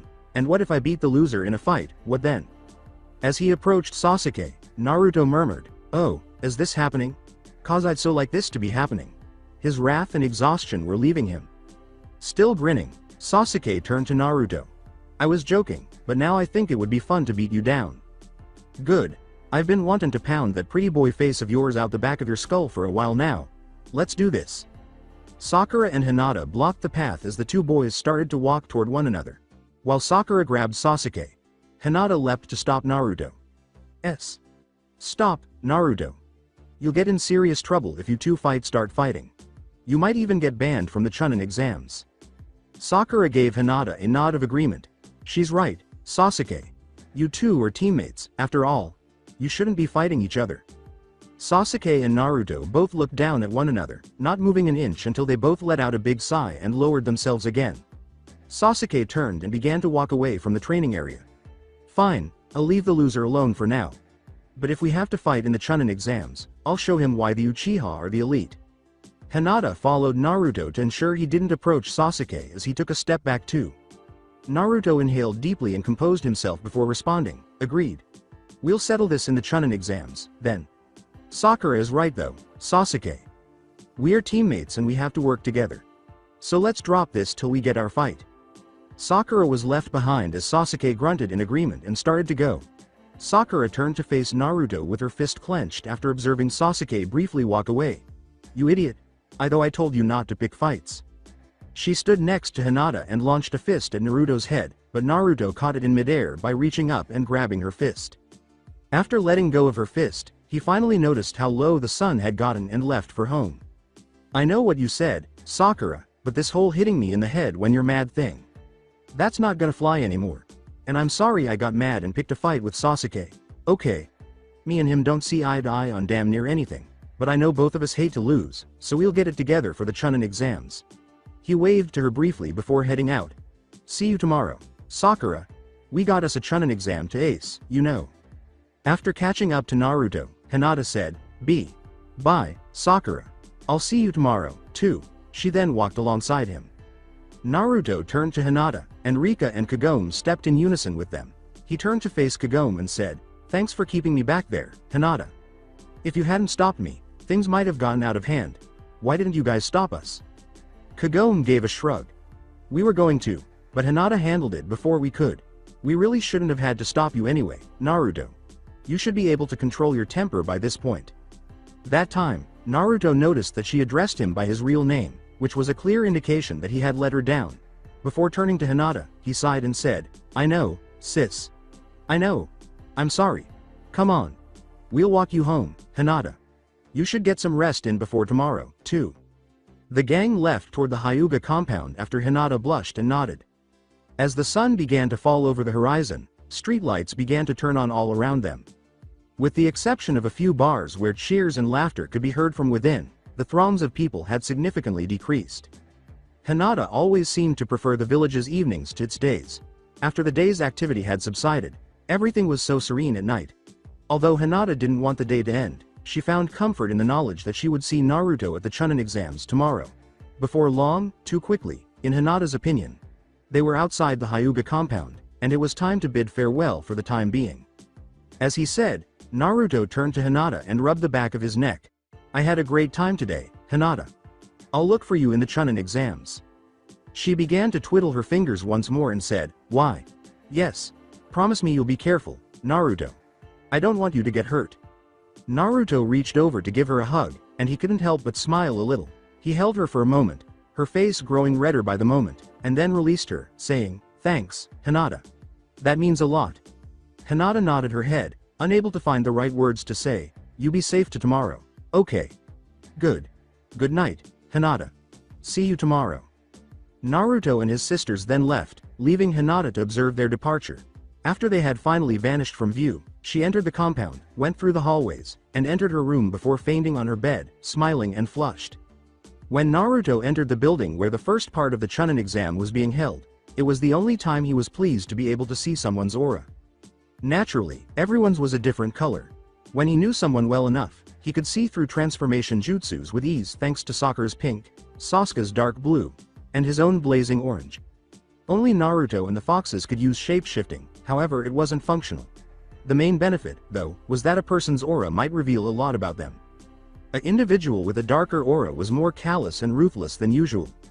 A bright one, Hinata's shining example demonstrated how kind and caring a person might be, even though hers appeared to have stars floating in it. While the smaller ones were timid, the larger ones displayed willpower. However, the aura's surrounding pattern revealed some of the person's emotions.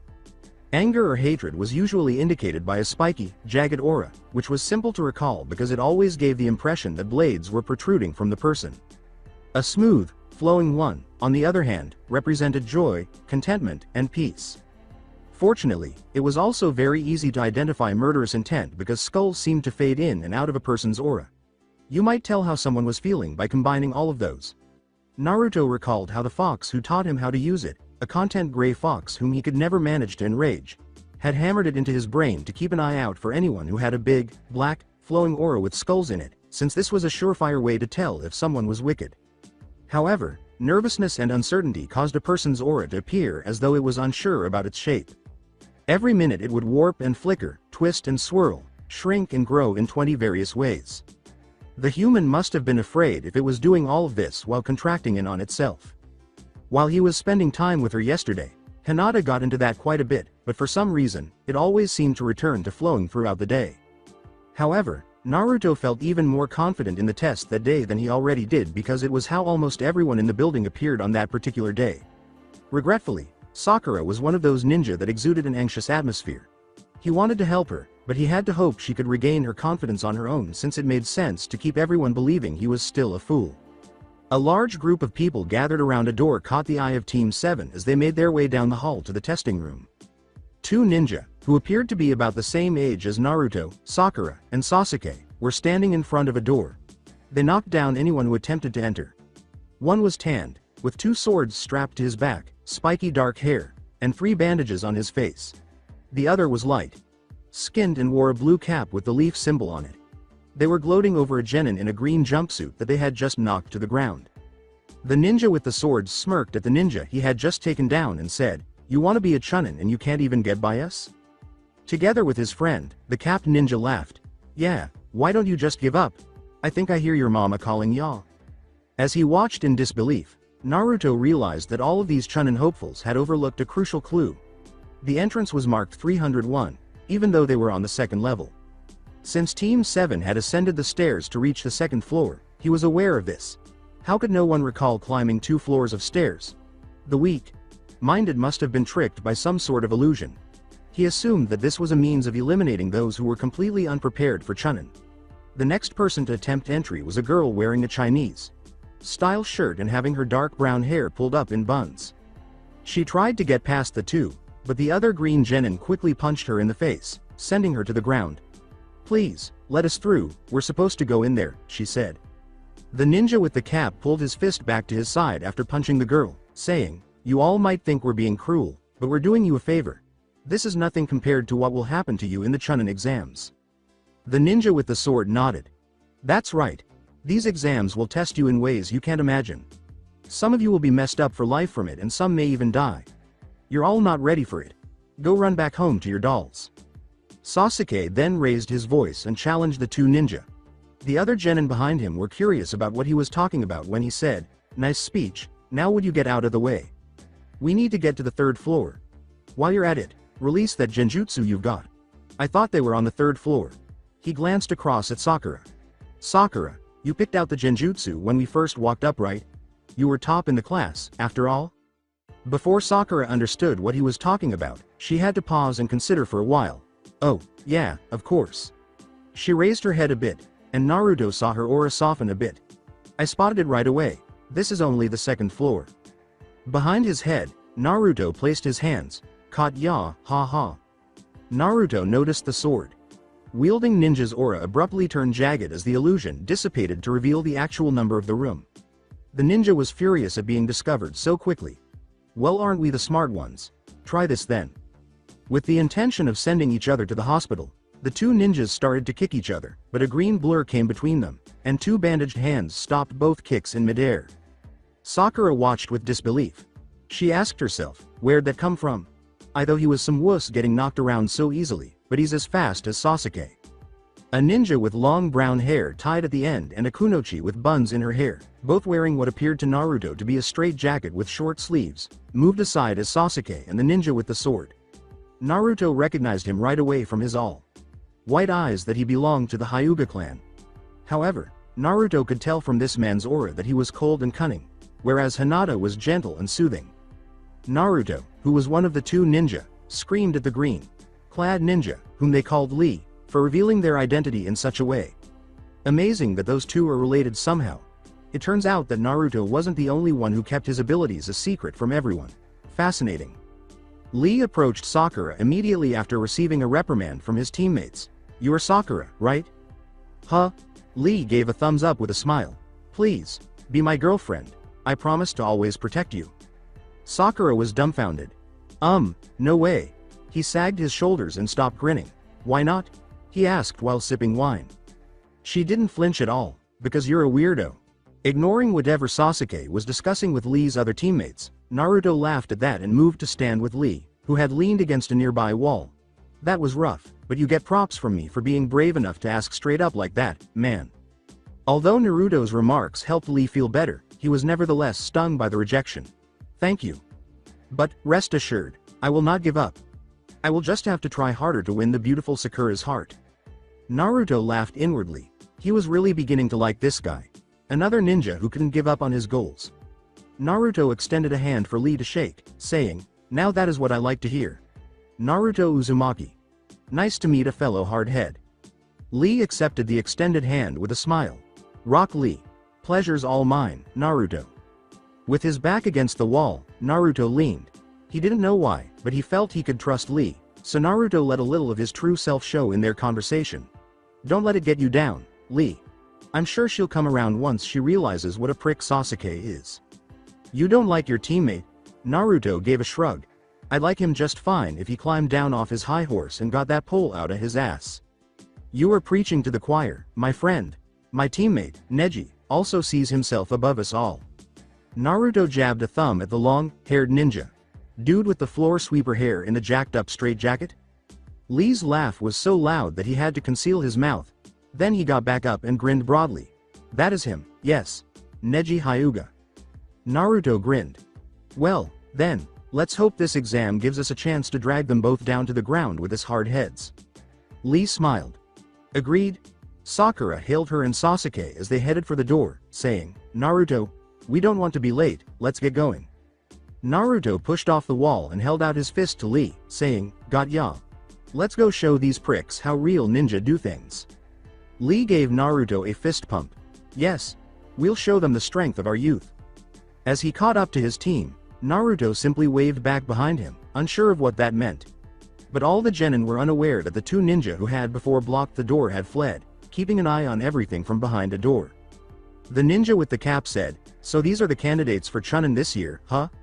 As they both released their metamorphosis jutsu and transformed back into fully grown males wearing regular ninja costumes, the ninja with the sword said, Looks like a smart bunch this year. As they both left the door, the ninja with the cap remarked, This year is going to be a fun one, it looks like. Everyone on Team 7 was thinking about the test as they moved through a tiny room with wood floors to the actual exam location. Although Naruto was a little concerned that he gave Lee a glimpse of himself, it wasn't much, and because everyone was focusing on Sasuke and Neji rather than them, it was okay. In contrast, Sasuke was reflecting on all the ninja he had already encountered. One thought crossed his mind as he saw Neji, Lee, and the Sand Ninja Gaara. The Chunin exam was becoming a bizarre spectacle. Back there, Sakura was still attempting to get over Lee's strange proposition. Did he truly believe that a strange guy like him would win her over? All of their thoughts were abruptly interrupted by a single voice. Hold it. When all 7 members of the squad looked up, they saw Rock Lee standing on the balcony above them.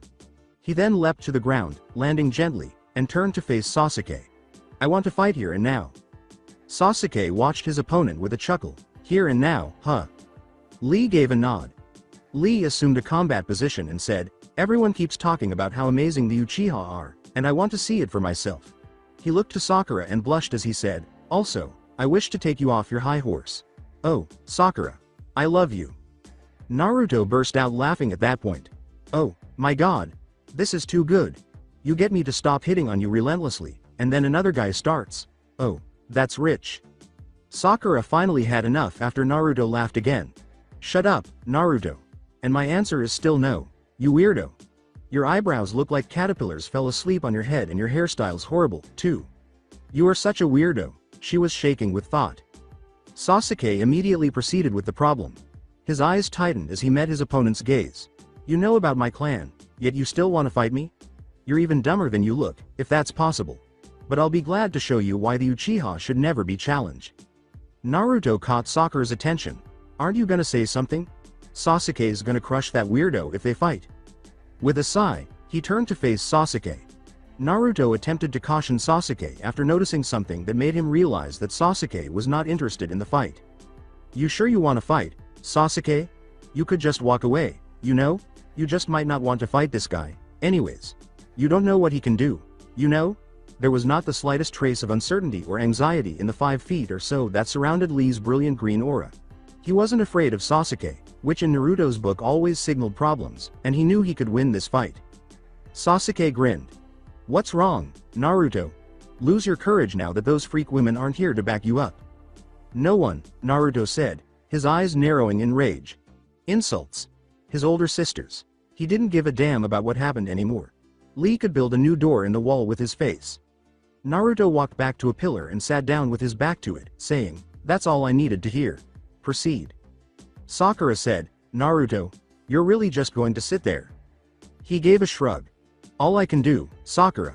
I don't have any popcorn on me, after all. Sakura turned to Sasuke and moaned. Sasuke, we have to register by 3. We don't have that much time. Less than a half hour even. Sasuke took out after Lee, boasting, Relax, Sakura, this will be over in 5 seconds. When the second Sasuke was close enough to attack, Lee disappeared and then resurfaced to kick Sasuke in the head. He used his momentum to spin on his hands for another kick after that missed. Sasuke attempted to block, but Lee easily got past his defenses and kicked Sasuke hard in the cheek, sending the Uchiha flying through the air and crashing to the ground. Naruto gave a clap. Nice, do it again. Ignoring him, Sasuke got back up. Sasuke dismissed himself, saying, "He's using some kind of jutsu to get by me. But is it genjutsu or ninjutsu? Well, one way to find out. He used a small amount of chakra to activate the Sharingan eyes, which are his family's signature. Been meaning to test this out." Sakura smirked as she turned to face Naruto after catching sight of his eyes. Taking aim at Lee, Sasuke said, "See, Naruto, you can't keep Sasuke down. He just gets more and more amazing by the day, in preparation for his defeat. Now he'll see through whatever jutsu this weird is using and blow him away. He'd never lose to a guy like that. Never." Lee kicked Sasuke's in the jaw once more, sending him flying the moment the phrase left her lips. As Lee advanced to strike, Naruto remarked, "Huh, guess his eyes are defective then, because that looks a lot like losing to me." A startlingly one-sided battle ensued. Lee had a response for everything Sasuke did. Lee would break it if Sasuke attempted to block. Lee would strike back if Sasuke attempted an attack. Lee proved to be quicker if Sasuke attempted to run. Sasuke was unable to even touch Lee. Lee made the decision to say something to Sasuke while he stood on the floor, panting. Lee disappeared and reappeared behind Sasuke, saying, "Do you see it yet, Sasuke? I'm not using ninjutsu or genjutsu in this fight. It is all just taijutsu. You can't do anything about it, because you are too slow. What good is copying jutsu if your opponent can just beat you without them?" With a roar, Sasuke turned to attack. "Shut up." Lee ducked one again, sending Sasuke flying and emerging behind him with his arm bandages coming apart. This will be the proof that hard work beats natural talent. Lee was about to use his signature method when a tiny windmill appeared out of nowhere and pinned one of his bandages to the wall. It was instantly recognizable to Lee, who turned to see a big red turtle on the ground looking up at him. The tortoise yelled, "Just what do you think you're doing, Lee? You know you were only supposed to use that technique in dire conditions." Sakura hurried to catch Sasuke as he plummeted from the air, and Lee leapt down to bow before the tortoise. In the hopes that this might somewhat degrade Sasuke, Naruto remained positioned near the stone pillar. Lee gave the turtle a bow of his head. "I am sorry." Naruto got up and went to where Sakura was holding a furious Sasuke. "You okay, Sasuke? Looked a little like the great Uchiha. Just go and ass whoopin' to me." Sasuke snarled. "I'm fine." Naruto raised his hands in the air. "First those freak women flat out told you no and chucked you to the ground. Now a so-called weirdo beats your ass. You have got a serious underestimating problem." A loud pop and a puff of white smoke interrupted Sasuke's irate reply. What could only be described as a huge Lee wearing a Jonin vest was standing atop the turtle, creating the strangest position any member of Team 7 had ever seen. It was so weird. The same leg warmers, the same bowl hairstyle, the same green jumpsuit, and perhaps even bushier eyebrows than Lee's. In bewilderment, Naruto massaged his head. Wow, there are two of them, okay." Sakura also seemed shocked. "It's like they're multiplying." The huge Lee talked to the little turtle from atop it. "Lee, I'm shocked at you. You know the circumstances for the use of that jutsu." "I am sorry, Guy. Sensei, I have embarrassed you as your student." Guy returned with a fist. To the surprise of Team 7, he threw his hand full out and knocked Lee across the room. "Yes, and here's your punishment. You idiot." Guy kneeled by his pupil once Lee had gotten up. "Now let's forget about all of this, my student, and charge on to win the Chunin exams." Lee sobbed and gave his sensei a hug. "Guy, sensei." Guy gave him a hug in return. Lee, Sakura deadpanned, her face expressionless. "They're crazy." Naruto gave a nod. "Looks that way." Guy noticed Team 7 standing there when he looked up from Lee. "So, you're Kakashi's new squad, huh?" Sakura began to perspire. "Crap, he spotted us." Guy appeared behind them in the blink of an eye. With a swift glance from Lee to Guy, Naruto saw how far he had come. Naruto thought to himself, "Holy crap. This guy is even faster than Rika. Damn, I gotta train harder," and vowed to increase his speed training after the test was done. Guy was grinning as he spoke. "So, how is my old rival anyway? Don't tell me he's mad over me beating him?" Naruto, feeling lightheaded from the Jonin's speed, asked, "Say what now?" Guy grinned more broadly and gave a thumbs up as he said, "My record is one better than his, which makes me slightly better than him. You tell him Guy says hello the next time you see him, okay?" He then disappeared, and when Team 7 turned around, they saw Lee putting his hands back together, his bruised, beaten, and calloused hands instantly reaching Naruto's gaze. Sasuke was looked up to by Lee. Just so you know, you are not the one I wanted to truly fight. The one I truly wish to fight is named Neji, and he is on my own team. Lee looked at Sasuke. Lee left Team 7 alone in the room after saying, "But now that we have fought, you are now a target and I will crush you. Be ready." Sasuke tightened his hands and snarled, "Next time I'll drive him to his knees." Naruto laughed. Says the guy who he just whooped without breaking a sweat. Guess the Uchiha aren't so great after all. With murder in his eyes, Sasuke turned against him. "Shut up." Sakura defended Sasuke right away. "Stop it, Naruto." Unaffected by Sasuke's glance, Naruto continued. He pointed at Sakura and Sasuke and said, "Didn't you see his hands when he took the wrappings off? I'll bet bushy brows there has been training till he drops, day in and day out. He trains more than the both of you combined, so of course he was going to win. That's all I'm saying." Naruto then left Sakura and Sasuke to consider what he had said before heading out toward the first test. They eventually got up to him and slid into stride with him. They didn't say anything else. It was tedious to turn in their registrations. Due to Lee holding them up, the queue to turn in their paperwork was longer than it needed to be, and it took them a long time to finish. When they arrived to the front, they submitted their paperwork while waiting in line with all the other Chunin hopefuls. They were just given the room number to which they were expected to report. Naruto kept an eye out for Hinata as he moved. He wanted to speak with her before the test began because he hadn't seen her since last night. Regretfully, Rika and Kagome had returned to inform Moro, the head fox, that Naruto was doing well. That pleased him, and he hoped she would visit him soon. Though he knew it was pointless, he had asked them not to inform her that Hinata was the Moon Sage. In one way or another, she most likely already knew. She did it every time. He therefore needed to make time to sit down with Hinata and give her an explanation. If she agreed, Naruto would give her a foolish embrace before letting her sign the fox contract and allowing him to assist the foxes in teaching her the sage arts just as they had taught him. But he had other reasons for wanting to visit her. The quiet Hyuga girl appeared to calm him down, as he had discovered the day before. When he called Sasuke's out the day before, he was about to rip his neck, but she seemed to take it away when she intervened to stop him. It was a fairly pleasant feeling, and he literally couldn't remain angry around her. Kakashi was waiting for them when they arrived in the room where the first exam was conducted. He looked up with his open eyes and said, "Hey, guys." Laying his head back on his hands, Naruto remarked, "Hey, Kakashi. Sensei. Didn't expect you to be here." Kakashi turned to let them in and shoved the door off. "Good, you're all here. That means I can allow you in trance." Sakura's gaze widened. "What? You told us this was an individual decision, Sensei." Kakashi gave nod.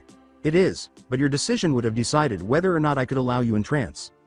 You either walk in as a whole team, or not at all. It's that simple. Why didn't you tell us that?" Kakashi gestured to Sasuke and Naruto.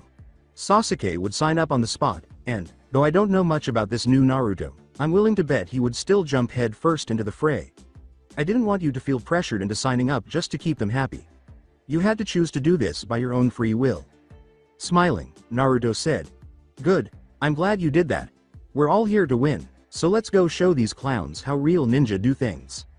Kakashi nodded and gestured toward the door. "Go on in, then. Good luck on the first test."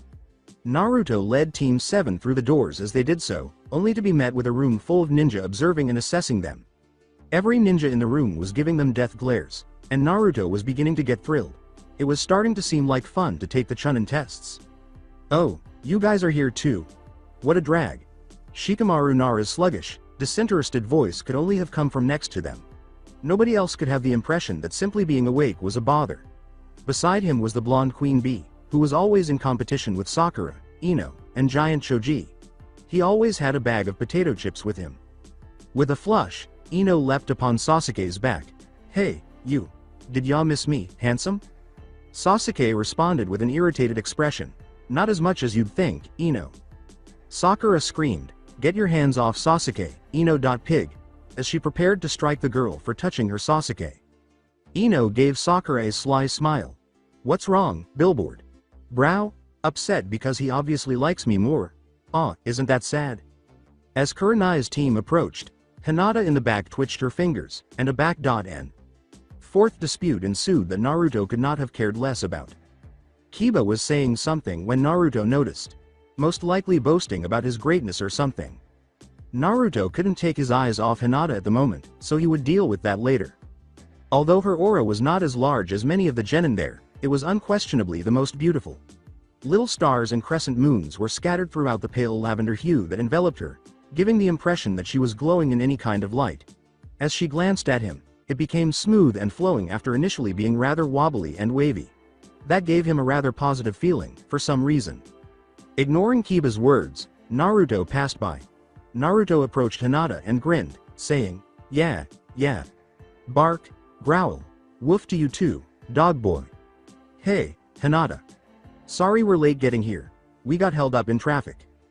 Hinata gave a headshake. "It's fine," and Naruto. An older ninja with spectacles and gray hair appeared before they could have a conversation. "Hey, you guys mind keeping your voices down?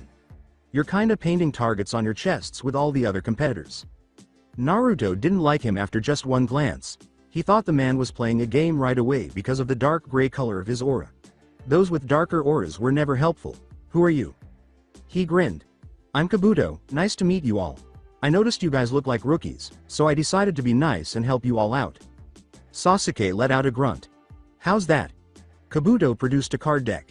"Each of these cards holds some information I've gathered on a ninja here. It's not all the info and I didn't get everybody, but I got most everyone. Anybody you feel like checking on?" Sasuke looked into the three people he believed to be dangers, Neji, Lee, and Gaara, and promptly went about checking on them. Out of the three, Neji was the most balanced. It was evident that the Hyuga were a close-knit clan because they used a lot of taijutsu and a few ninjutsu. On the other hand, Rock Lee only possessed fully functional taijutsu. Given that he had used it to beat an Uchiha, it was not surprising. Gaara remained mysterious. He didn't have any ninjutsu, taijutsu, or genjutsu skills on his card, yet he had finished multiple C and even B rank tasks without getting hurt. Picking up his cards, Kabuto placed them in one of his clothing pockets. All the major villages have sent some very impressive recruits this year. A new village has sent a few as well. There are a few ninja from the newly formed Sound Village. Small place, but it's so new that I have no info on them. One thing Sakura had to know. "So, is this your first time as well?" Naruto's gut churned when he smiled. "No, this is my 7th time trying and I've never seen a crop of competitors this strong before." At that moment, Sakura and Hinata both saw that Naruto had begun to tremble.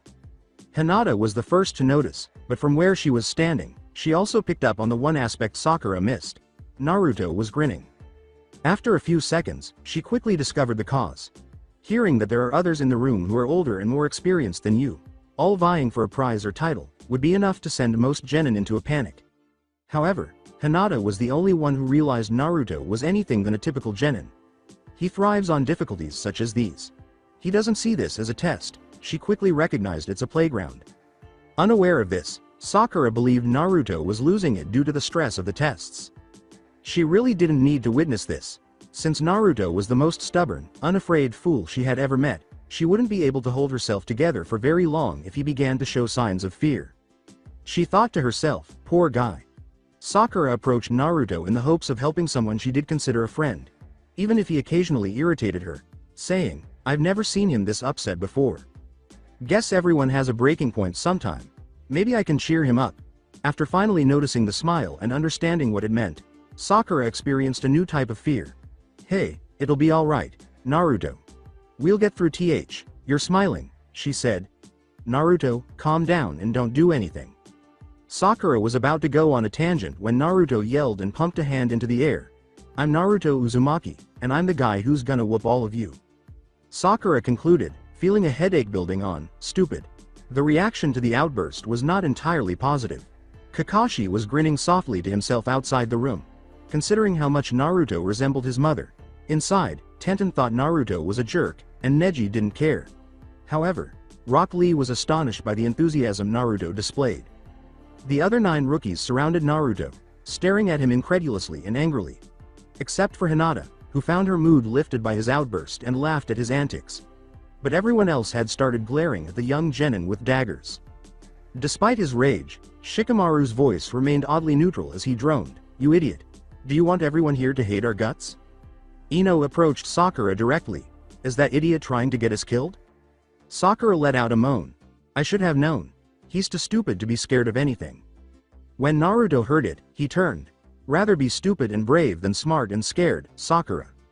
Sakura then launched into a furious tirade against Naruto in an attempt to persuade him to apologize to each and every competitor. She was easily ignored by Naruto. In part because he saw three blurs moving through the mob in their direction, and in part because she shrieked so loudly that it had lost all shape in his mind. As three sound ninja emerged from the throng and headed directly for Kabuto, Naruto screamed, "Shut the hell up, Sakura, we got company." A hunched, banged up, wrapped ninja with long sleeves and a big piece of fur on his back swung at Kabuto. To his credit, Kabuto easily avoided the punch, but a second later, his glasses broke and he squatted down to vomit. These sound ninja were now formally on Naruto's do-not underestimate list, even though he was still unable to determine what he had done to Kabuto. Another brown-haired ninja wearing an armored headband said, "So, how's your info on the Sound Village now? Bet you'll think twice before badmouthing us again." When a loud puff of smoke from the front of the room caught everyone's attention, Naruto stiffened, prepared for whatever they were about to do. They turned to see a man wearing a black shirt and a long trench coat. Standing there with a bandana headband and black gloves, he didn't seem very happy. He cried out, "That's enough!" His voice reverberated through the walls. His eyes narrowed, and Naruto noticed his aura darken. "If any of you throws one more punch, then you and your team will fail right then and there. There are no fights without our direct say so, understood?" he said. This was not a person to argue with. "Mess with me and you will be out of this exam before you have time to even ask, why? Got it?" Then, with no more thoughts of fighting, everyone fell silent and stood down. Despite his continued lack of trust, Naruto assisted Sakura in helping Kabuto get up.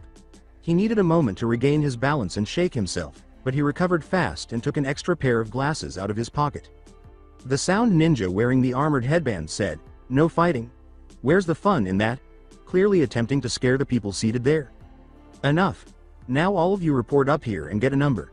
This will determine where you will sit for the written portion of the exam." Naruto thought about that several times. Did he just say written portion?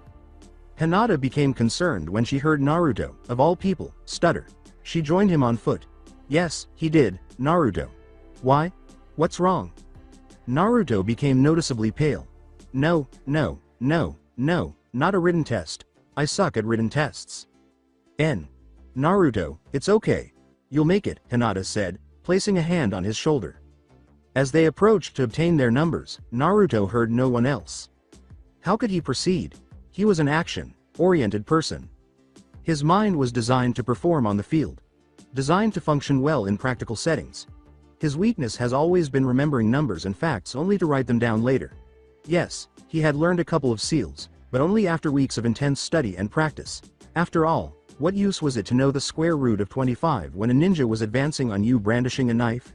In an attempt to relax for the test, this continued until he found his seat. Sakura couldn't help but smirk as she watched Naruto gradually lose it. I guess this too Naruto thing didn't help him with written tests. She laughed a little. Tough luck for Naruto. Naruto was having a little panic attack, but it was stopped when a hand touched his arm. He turned to see Hinata seated next to him, her eyes full of worry. "Oh, hey Hinata. Sorry, I was thinking too much to see you there." Hinata could tell her comments were having an impact because Naruto started to clearly relax in his chair. "Why? You'll be alright, Naruto. I know you can do it. Just block out everything else and focus on passing this test." The more time Naruto spent with her, the more his nerves relaxed. He inhaled deeply, and Hinata saw the fire return to his eyes. "Thanks, Hinata. You're right. I need to get my head in the game. Let's do this." Ibiki, the man in the coat who was the examiner, began outlining the test's guidelines. Each of them began with 10 points, and each incorrect response cost them 1 point. They were then graded collectively. On that one, Naruto could hear Sakura slamming her head against her desk. Along the walls, sentinels stood guard, keeping an eye out for any indications of cheating. Someone's score would be reduced by 2 points if they were caught. When you hit 0, the path came to an end. The 10th question will be distributed in an hour.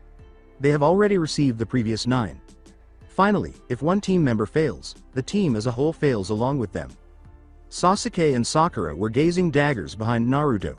"Great, I'm a better ninja than I ever was.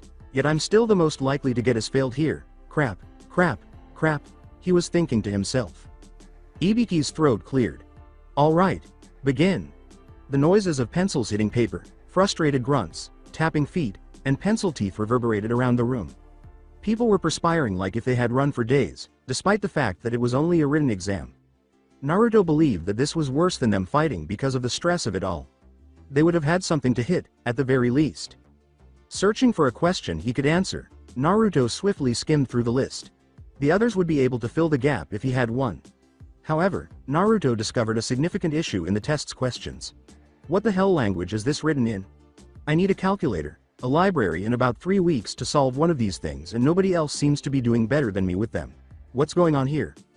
Naruto noticed people cheating crazily everywhere he looked. Observing other people's tests and reflecting the test behind them with Kunai. He saw a glimpse of Sasuke in his side vision, his arm imitating the man in front of him as his Sharingan was engaged. Akamaru yipped responses at Kiba on top of his head before searching for more. A few minutes later, some of the less intelligent ones were being apprehended and expelled, but it caused Naruto to pause and reflect. With the exception of Sakura, who was blazing through the test like wildfire, almost everyone was cheating, and they were only expelled if they were detected after a predetermined number of attempts. What provides? That's weird, Naruto reflected. The answer hit Naruto like a bolt of lightning, and he slapped himself for not figuring it out sooner. This was a test of how well the contestants could gather information. If this is a test to see how much we know, why don't they throw you out the first time you get caught? That's how they did it in the academy. Is testing done differently everywhere else, or something? I mean, it's almost like they want us to cheat and not get caught. The aim of the questions was that they were far too difficult for the contestants to understand. In order to pass, they were forced to cheat. Naruto glanced at his right arm, where his summoning tattoo was just visible through his sleeve. And I have just the way to get what I need. When Hinata noticed Naruto holding his head in his hands, she assumed he needed assistance. Long back, she had discovered the test's secret, and using her eyes to find the answers had been simple. She didn't hesitate because he needed her support, even if it would be perilous. Naruto, you can look at my answers if you want. At this, Naruto instantly halted his plotting and turned to face her. Really, Hinata? You would do that? She nodded and flushed. Why? Yes, I don't want you to have to leave, and Naruto. Naruto had a surge of warmth. Thanks, Hinata, but it's okay. I've got it covered. When Hinata glanced at his test, all that was written there was his name. R.U.S. Sure, Naruto. Naruto smiled at her, just like he had the day before. Yeah, just watch this. In order to avoid drawing attention to herself, Hinata moved her head to watch him from the side. She saw Naruto grunt as he placed his head on his desk arms. She was aware that he was acting, and judging by the laughter coming from the guards surrounding the room who looked away, it was working. With his head down, she watched as Naruto gently inserted his left thumb into his lips and bit down so forcefully that blood was drawn. She believed he knew what he was doing, but she didn't like that he was hurting himself. He wiped his blood down his arm and pushed his bloody thumb up into his right sleeve. The shadow of a fox materialized in the circle of Naruto's arms without any hand signals or even a puff of smoke, only a tiny glow from the tattoo that was hidden by his sleeve. Hinata managed to stare at it out of the corner of her eye while maintaining a semi-straight gaze. It was actually a living fox shadow, with its head bobbing and ears perking up close to Naruto, as though it were peering up at him from its flat desk posture. Naruto used a language of some sort to address it. It was gruff and guttural, yet fluid all the same. Hinata surmised that he had learned it from the foxes. The shadow nodded shortly after that, then glided down Naruto's arm and leg to the floor, where it remained so well concealed by the shadows of the tables and other competitors that Hinata didn't notice it for a moment after it reached the ground. Leaning over, Naruto whispered to her, "It's an old fox trick. They haven't taught it to me yet, but it lets them turn into a living shadow. I sent him to take a look at Sakura's test. She's gonna help me through this whether she likes it or not." Hinata grinned, pleased that he had managed to pass the test. "Thank goodness. I was worried when you got nervous before." Naruto grinned. "Thanks, Hinata. Now all that's left is the 10th question." A little later, the fox shadow reappeared, vanishing like water through the shadows. When Hinata saw Naruto flip his hood up over his head, she began to wonder how the fox would obtain the answers. In order to conceal its course, Naruto leaned over with his head in his hands as the shadow passed over his chest and up inside his hood. Hinata was standing next to him when she heard a voice speaking to Naruto in a whisper, using the same language he had previously used. Naruto then began writing down responses while grinning triumphantly. Naruto started to unwind after the first exam beat and waited for the 10th question. Ibiki eventually took a position in front of the test takers and started talking. All right, listen up, I'm about to give out the 10th question. This one comes with a few special rules. Already concerned that Naruto would not receive any answers, Sakura raised her voice. She didn't want him to remove them from the tests in any more ways. What kind of rules? Ibiki gestured with his finger. People who felt they had enough answers to skip the 10th question murmured. First, you have a choice whether or not to answer this question. Second, if you do refuse to take the 10th question, then you and your team fails this test. Sakura raised her voice once more. Well, that makes it easy, then.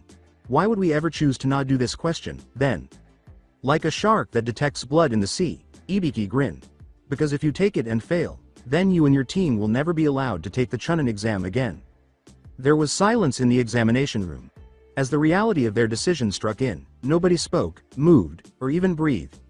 As Naruto scanned the area, he noticed that nearly every aura in it wavered, flickered, and warped as it drew closer to itself. Now people were in a panic. The day would come when the first quitters would take the route. Kiba got to his feet and gestured to Ibiki. What the hell kind of rule is that? That's bull. There's plenty of people who have taken the exam more than once in here. Ibiki gave a shrug. I wasn't the one running the exam then. Tough luck for you lot. The hands began to rise a few seconds later. Individuals were leaving in large numbers, bringing their teammates down with them. Sakura's focus shifted to her blonde partner as the crowd began to thin out. She was concerned about her friend since she had no idea how he had already figured out all the answers, all of her answers, specifically. She recalled all of the times he had bragged and boasted about becoming Hokage. How, under any circumstances, he would rise to the top of the village. Naruto's entire goal was at stake, but her shot at Chunin was crucial. Sakura experienced a unique moment of understanding her teammates' thoughts at that same moment. As she contemplated this, a sorrowful smile appeared on her face. No parents, no family, not even a roommate. All he has is that dream. It would kill him to have that taken away. Go on, Naruto. Raise your hand. But it was a different story over by Naruto.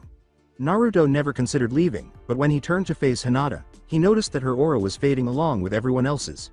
He knew that she was indeed considering leaving. Hinata, it's okay. You can do this. Hinata began to fumble with her fingers. With panic in her eyes, she glanced up at him and said, N. Naruto, I don't know if I can. My whole team is circa counting on me. I'm scared.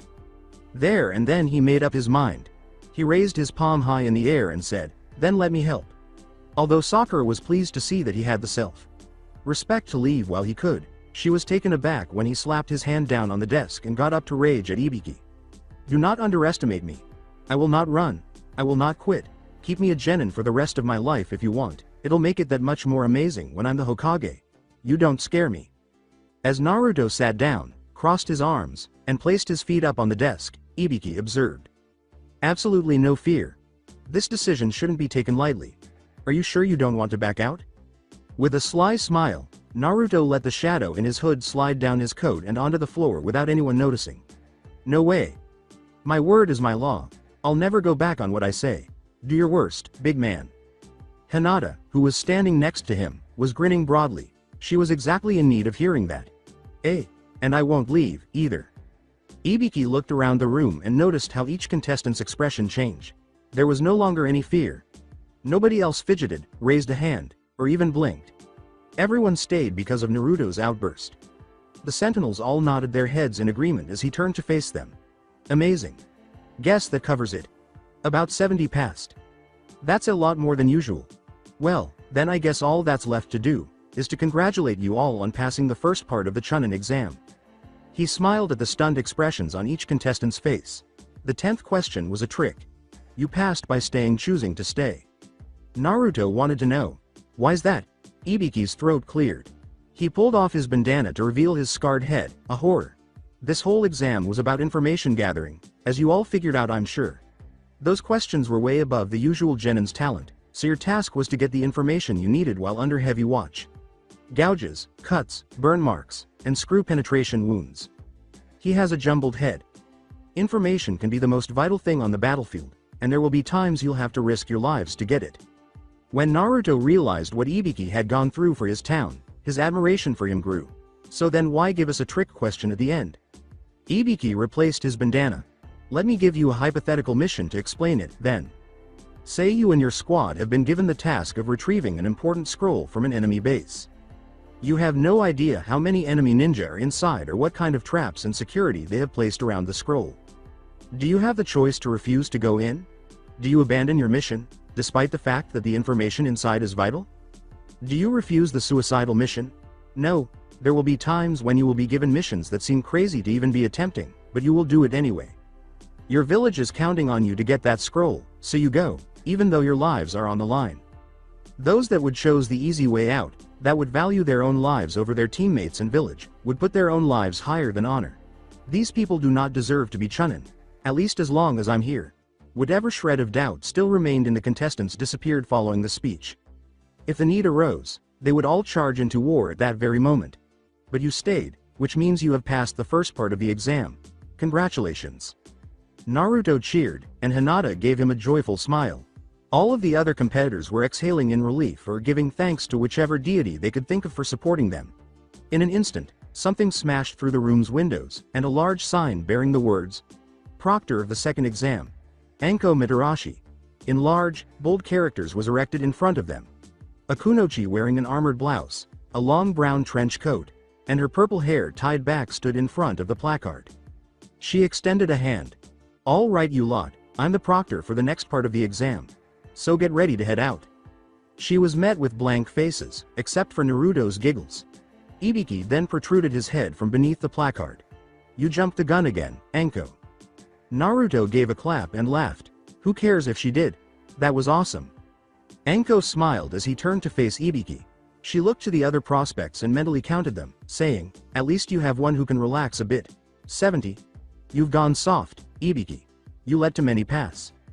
He gave a shrug. Or these are a higher quality of candidates from other years, Anko. She provided her directions after realizing she had the candidates' full attention. Whatever. When I'm done with them, more than half will have failed. You are all given a half hour to get all the ninja gear you can carry and rest up from this test. After that, meet me at training ground 44, clear out. Taking a deep breath, Naruto leaned back against a wall after leaving the room. He saw all of the applicants begin to leave, congratulating one another on a job well done. Hinata was approaching Ino while Sakura and Sasuke were occupied with him. Hinata came to a halt before Naruto. I'm glad we both passed, Naruto. He grinned. He looked up and saw the stars twinkling in her aura, and he knew he had to tell her right then. Yeah. Me too, Hinata. Look, Hinata, I actually wanted to talk to you about something. Her head tilted slightly to one side. About what, Naruto? Well, Hinata, come on. We've got to get ready for the next exam, Kiba interrupted, cutting Naruto off in the middle of his sentence. Hinata let out a sigh. She turned to Naruto and said, see, coming. Sorry, Naruto, I have to go get ready. I promise we can talk later, okay? Naruto gave a nod. Okay. No problem. Kiba gave Naruto a nasty look as Hinata waved and left. As though Naruto's passing was an insult. Naruto heard 3 pairs of feet approaching him from the opposite direction. Naruto glanced up to the trio of sand ninjas they had encountered the previous day. The person with the red hair approached him. Naruto Uzumaki, am I right? Naruto grinned. He looked up to find Gaara grinning a little. Oh, so you remember now, huh, Gaara? He asked. What was that about? He gave a shrug. He extended his hand to Naruto and said, checking to see if you remembered us yet. Good to have you back, brother. Naruto grasped Gaara's hand and briefly embraced her with both arms. Naruto looked back and saw that no one was observing him. You too, bro. Hasn't felt the same without you guys around. Then hugged Temari and gave Kankuro a fist bump. She laughed. We all missed you, Naruto. Sorry about that run-in with the kid. Kankuro said it would be a good way to tell if you were back or not. When you actually thought we were gonna hurt him, we knew you weren't all there yet. Naruto dismissively waved a hand. I'll explain it to Kanemaru later, but Kankuro's gonna apologize for that, too. Gazing ahead, Gaara saw the girl he was speaking to leaving with her group. Is that her, Naruto? The moon sage the foxes talked about. Naruto turned to face the Hinata, who was running away. Yep. Finally found her. Now all that's left to do is tell her she is one of 2 people in the world who can learn the original sage arts, introduce her to you guys, and explain the part about me and my best friend both having an ancient demon sealed in us. Gaara touched him on the shoulder. Everything's gonna work out, Naruto. You'll see. Naruto noticed the shadow fox from earlier staring down at him from the ceiling. Naruto peered down and saw Kabuto and his squad leaving. It's not just that, Gaara. I'm getting a bad feeling about this exam. Like some big storm is on the way. Behind him, Kankuro and Temari both wore remorseful expressions and appeared to be struggling with something, but Naruto was blind to it. 3 faceless bodies were left behind when a grass ninja in a nearby cemetery used his long tongue to lick his lips. Like a shadowy fortress on the horizon, the forest where the second exam phase was held stood in front of the candidates. Trees as tall and solid as towers, seemingly swallowing the sun as they reach for the sky. As the sound of splintered bones and torn flesh sliced through the air, the sounds of dozens of different animal breeds could be heard just inside the trees, some of them letting out death groans. The contestants stood frozen in fearful awe, as if the forest were calling to them. It seemed to call, "Come in. Enter and learn about my horrors." Sakura's voice could not conceal her deteriorating nerves as she asked, "What is this place?" Anko quickly noticed the fear and grinned. "This is Training Ground 44, also known as the Forest of Death. Soon enough you'll all find out why." In front of him, Naruto saw the forest. He was able to perceive the various auras of every animal that resided within the majestic forest. Fortunately, though, he was wise. Since he was young, he had been taught to be in harmony with nature. It would be like putting a shark in the water with dolphins if you stuck him inside a forest. He smirked and danced a little to make fun of the proctor. He gestured to the proctor and said, "We call it the Forest of Death, and soon enough you'll find out why." Anko's smile turned savage as he said, "Do your best." Similar to a lion spotting a gazelle that was limping. "Oh, is that so?" She quickly drew a kunai and hurled it at Naruto, slicing through his long hair and gravating his cheek. The grass ninja didn't even blink. She disappeared and reappeared behind Naruto, who was suddenly appreciative of his quicker recovery. She put her hand to his cheek and asked, "Can you handle this? Not scared are you?" Removing the blood from his wound. "Tough guys like you are usually the ones who leave their blood all over the forest floor." She was distracted from Naruto by a step from behind, and a new kunai flew from her sleeve to her hand. She turned to see a grass ninja holding her kunai in her 4-foot tongue while wearing a big straw hat. The grass ninja, who was still completely readable despite having her tongue out of her mouth, said, "I just wished to return your knife." The two ninja looked at one another for a few seconds, assessing one another. "Why thank you, grass ninja." She took her kunai from the extended tongue and said, "You know standing so close behind me is a real good way to die." The tongue pulled back into the mouth of the grass ninja. Sakura stepped aside as the grass ninja left, saying, "My pardon. Your blade slicing through my hair got my blood boiling. I meant no harm." Grinning, Anko turned to see Naruto looking pale and shocked. "Well, tough guy lost his mouth, huh? Get over it quick, blondie." She was not heard by Naruto. At that moment, he heard nothing. In an attempt to make a terrifying discovery, he had chosen to examine the grass ninja's aura in order to determine her personality. The aura of the grass ninja was the darkest he had ever seen. The ninja appeared to be surrounded by a 10-foot radius of darkness. Snakes slithered through the skull's vacant eyes as the smiling skulls faded in and out around the edge. Even though Naruto was a shark in this test, a demon had now joined him in the water. Anko approached to discuss the test. She explained to the competitors that each team received a unique scroll, with half receiving a brown earth scroll and the other half receiving a white heaven scroll. The objective was to locate a team that possessed a scroll that you did not, use whatever methods were required to obtain it, and then lead the entire team to the tower in the middle of the forest. This meant that at least half of the competitors would fail this test, just as Anko had previously stated. Anko took out a stack of papers from inside her coat. "Now, I need you lot to sign these sheets." Naruto passed on the others after taking one. "And what are we signing exactly?" Anko smirked like a predator. She observed the terrified expressions on the faces of all the competitors and said, "It keeps the Leaf Village from being responsible in case some of you die in this test. Look, this is a test to find Shunin. Shunin face life or death situations on every mission. If you can't find the courage to risk your life, then you shouldn't be here." Taking his sheet, Naruto touched his summoning tattoo as he made his way toward a small grove of trees. After witnessing whatever that grass ninja was, he felt compelled to speak with Rika and Kagome. Upon arriving at the trees, he made sure he was by himself before they both emerged from behind a tree in fox shape. Rika tilted her head to the side and said, "So there we were, taking a nice quiet walk over here and you go and summon us. What gives, little bro?" Naruto gestured to the grass ninja behind him. They both glanced, so he continued. See that woman in the straw hat over there? He knew they saw what he had when their ears went flat against their heads and Rika began to growl a little. Take a peek at her aura. That's why I summoned you guys. If people like that are in this exam with me, then I need to step up my game and get a few steps ahead of the curve here. Kagoma's face was filled with worry as she glanced up at her younger brother. I do not care what you say, Naruto. We are coming with you from here on out. Rika pulled her gaze away from the grass ninja and nodded. Damn straight. It'll be a cold day in hell before I leave you alone to possibly face off something like that, little bro. For that, Naruto grinned with joy. Naruto turned to face the competitors and said, thanks, sis. But I'm thinking bigger than you two coming with me into the forest. With a devilish smile, he turned back to Rika and Kagome and said, see all them? Half of those teams will be my opponents in the next exam. Half of them are gonna be smarter, faster, and stronger than all the others here. And they'll all be showing that off in this next exam. That sounds like something to see, doesn't it? Rika smiled back at him. Using the test to gather info on your opponents. We have taught you well, little bro. What did you have in mind? Naruto pulled his tattoo sleeve up while glancing toward the forest. Observing the proud look in his fox sister's eyes, Naruto sat down with his back to the tree. Rika and Kagome lying down beside his legs, and began explaining his strategy for the next section of the test. That forest is full of shadows as it is, sis. I think 70 or so more will be unnoticed in there, don't you? He asked. Since the proctor had given them 30 minutes to determine whether or not they were willing to take the test if it meant that they might die, Hinata had been searching for Naruto. Primarily because she was concerned about that cut on his cheek and wanted to know what he had previously wanted to tell her.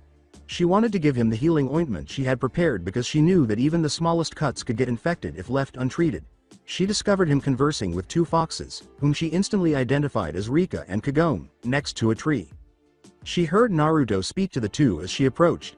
Now remember, that grass team and the team that Sneak Kabuto is on are not to be gotten close to. That grass ninja is bad news and I got a feeling Kabuto is too. Hinata approached. Hi, Naruto. Nice to see you again, Rika and Kagome. Rika bounded forward to stroke the girl's side against her leg as she and Kagome grinned up at her.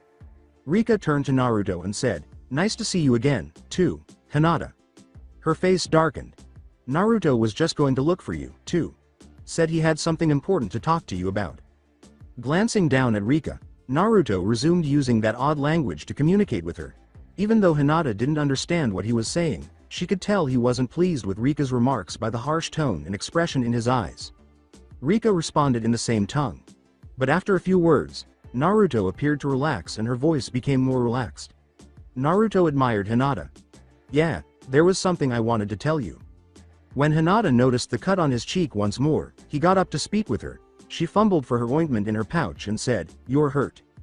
Oh, this? I'm fine, Hinata. Really? Without thinking, Hinata took out her ointment and smeared it onto her hand before applying it to Naruto's cut cheek. She blushed bright red as her brain finally understood what her hand was doing after a few seconds.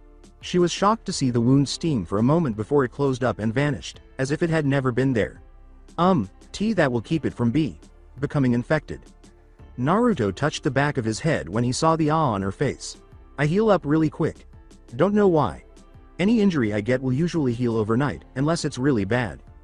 Though astonished, Hinata made the decision to steer the discussion back on course. What did you want to tell me, Naruto? Naruto inhaled deeply after clearing his throat. Well, first of all, the foxes have all decided that they want you to sign the Kitsune summoning contract. Hinata's pupils widened. Really? He gave a nod. Yep. After we beat this exam and meet up at the tower, I'll have the contract ready for you to sign. Hinata had a feeling something wasn't right. This didn't make sense for some reason. Do the foxes just pick people they like to sign the contract? I'm honored they picked me, but is there something you are not telling me, Naruto? Naruto swallowed. There was no going back now. Well, you could say that, I guess. As it turns out, Hinata, you possess a very special chakra and the foxes picked you because of that. There are only 2 people in the world right now who have the chakra types they're looking for, and you are one of them. And what kind of chakra is that, Naruto? Naruto let out a sigh. The chakra of the Moon Sage and Sun Sage. I am the Sun Sage and you, Hinata, are the Moon Sage. You're the only other person in the world who can be taught the original sage arts of the foxes. Hinata was struggling to believe him. I'm not sure I follow Naruto. He gave a head nod. I figured you wouldn't, and I promised to explain it a lot more at the tower, but I can prove it to you if you'll let me. Focusing his chakra, Naruto placed a hand on her arm. Hinata noticed that Naruto was immediately surrounded by a vivid orange aura. It was large, encircling him by 10 feet, and it was filled with fading and swirling suns and smiling foxes. The sensation she began to experience was even more amazing. The longer Naruto continued to focus his chakra, the happier and warmer she felt. Like her own son, she quickly experienced a calmness that made her feel as though she belonged here. She was so compelled to give Naruto her chakra that she hardly paid attention to the lavender aura surrounding her. She felt compelled to give her chakra to him, to finish the circle. But she began to see flashes of memories that were not hers, so she was able to ignore the strange urge with ease. The joy of being with her sisters spread through her as she ran through a field and saw Rika and Kagome playing with her in their fox forms. Then she heard a voice that wasn't hers ask if he wanted to play with a dejected little boy with red hair who was sitting by himself on a swing. After that, she came across the most stunning woman she had ever seen. She shared Rika's and Kagome's hourglass figure, but her skin was paler and her hair was so blonde that it appeared to have been dyed with sunlight and gold. She had more grace and wisdom in her deep blue eyes than she had ever seen in the Hokages. The woman held her and said in the memory, I may not be your real mom, but you are still my son, Naruto, and I love you. Naruto then withdrew his hand, halting the chakra and memory flow. Although Hinata could still feel the warmth in her veins, she could sense it gradually fading. She had more important things to think about, even though she didn't like that it was going away. Those were your memories. Naruto gave a nod. The Sun and Moon Sages are almost like one mind in two bodies. If you choose to become the Moon Sage, and you always have the choice whether or not to, of course, you get an all-access pass into my mind permanently and I get let into yours. We'll be able to feel a fraction of what the other is feeling, like joy, grief, or anger. You'll be able to learn ancient jutsu like my son's wrath jutsu and learn how to see auras like you saw with me before. Hinata was soaring. She could only dream that she would be able to form such a close bond with her crush. She asked him a lot of questions. Who was that woman in your memories? The one with the pretty blonde hair. Naruto smiled warmly and brightly. My mom. Hinata recalled that the other day, Rika had mentioned his mother, Kushina. The woman she had described to her didn't look like that at all. Your adopted mom, you mean? He gave a nod. Yep. Her name's Hiroko and she happens to be the head fox and more than 1,000 years old. And the young boy with the red hair? Is he the same one in the sand team? Right again. That's my best friend, Gaara. I met him when I visited the sand village way back when I was 5. The other two in the sand team are his siblings, actually. The hooded one's called Kakuro and the girl's name is Tamari. They are extremely strong ninja, but mostly big teddy bears once you get to know them. With a sudden sense of hope that they would soon meet, she nodded. So did you make me the Moon Sage just now? He gave a headshake. No, I wouldn't do that till you've had time to think and decide what you want. If you decide to become the Moon Sage, then we'll both have to give each other some chakra at the same time. Either that or have my mom awaken you like she did me. Hinata smiled shyly. I think I'd prefer if you did it. It felt nice just then. Naruto's face began to flush, and he was powerless to stop it. Wow, okay. Looks like my chakra helped your confidence a little. Actually, you are taking this surprising well, Hinata. Although she was quieter, her shyness persisted, and she wanted to tell him that it was because she was thrilled to know that she had such a bond with her crush. Hinata gave a shrug. You tell me that I have some kind of special chakra that allows me to learn ancient and powerful techniques as well as sign a summoning contract with partners that have shown nothing but kindness to me. And you're amazed I'm happy about it? Naruto extended his hand. Hang on, Hinata. If you agree to become the Moon Sage, then the training to master it will be tougher than anything you've done so far. Not to mention that you will be connected to me from that moment on. This is a big decision, so please take some time to think about it before you decide. Although Hinata felt she had made up her mind, she realized he was correct. She should have given it some thought before making such a significant choice. She was aware, however, that Naruto wanted her to think about more than just herself. After all, she could sense the worry in him, albeit faintly. She took Naruto's hand and stepped forward, saying, Okay, Naruto. I promise. She saw his eyes widen and realized she had hit the mark when she said, My decision will not have anything to do with whatever the villagers think of you, Naruto. When we meet in the tower, I'm going to ask you to make me the Moon Sage. Then I'll see whatever the ridiculous reason is that the villagers all hate you so much. And you think I'll hate you as well the second I find out. Because however loud the voice is that tells you the honest fact that they are wrong, there is still a voice in your head that thinks they're right. Isn't there, Naruto? Naruto fell silent in shock. It had never been so easy for anyone to see through his mask. He nodded and lowered his head because he was unable to meet her eyes. Rika and Kagome, trying to console their younger brother in any way they could, rubbed their sides against him by his feet. Hinata turned his head with a hand to look into his eyes. If you looked closely enough, you could see everything that was going on in Naruto's head, regardless of what he tried. Because the sadness would still be visible to everyone, he always closed his eyes when he smiled. Her words were necessary for him to hear. They are wrong though, Naruto.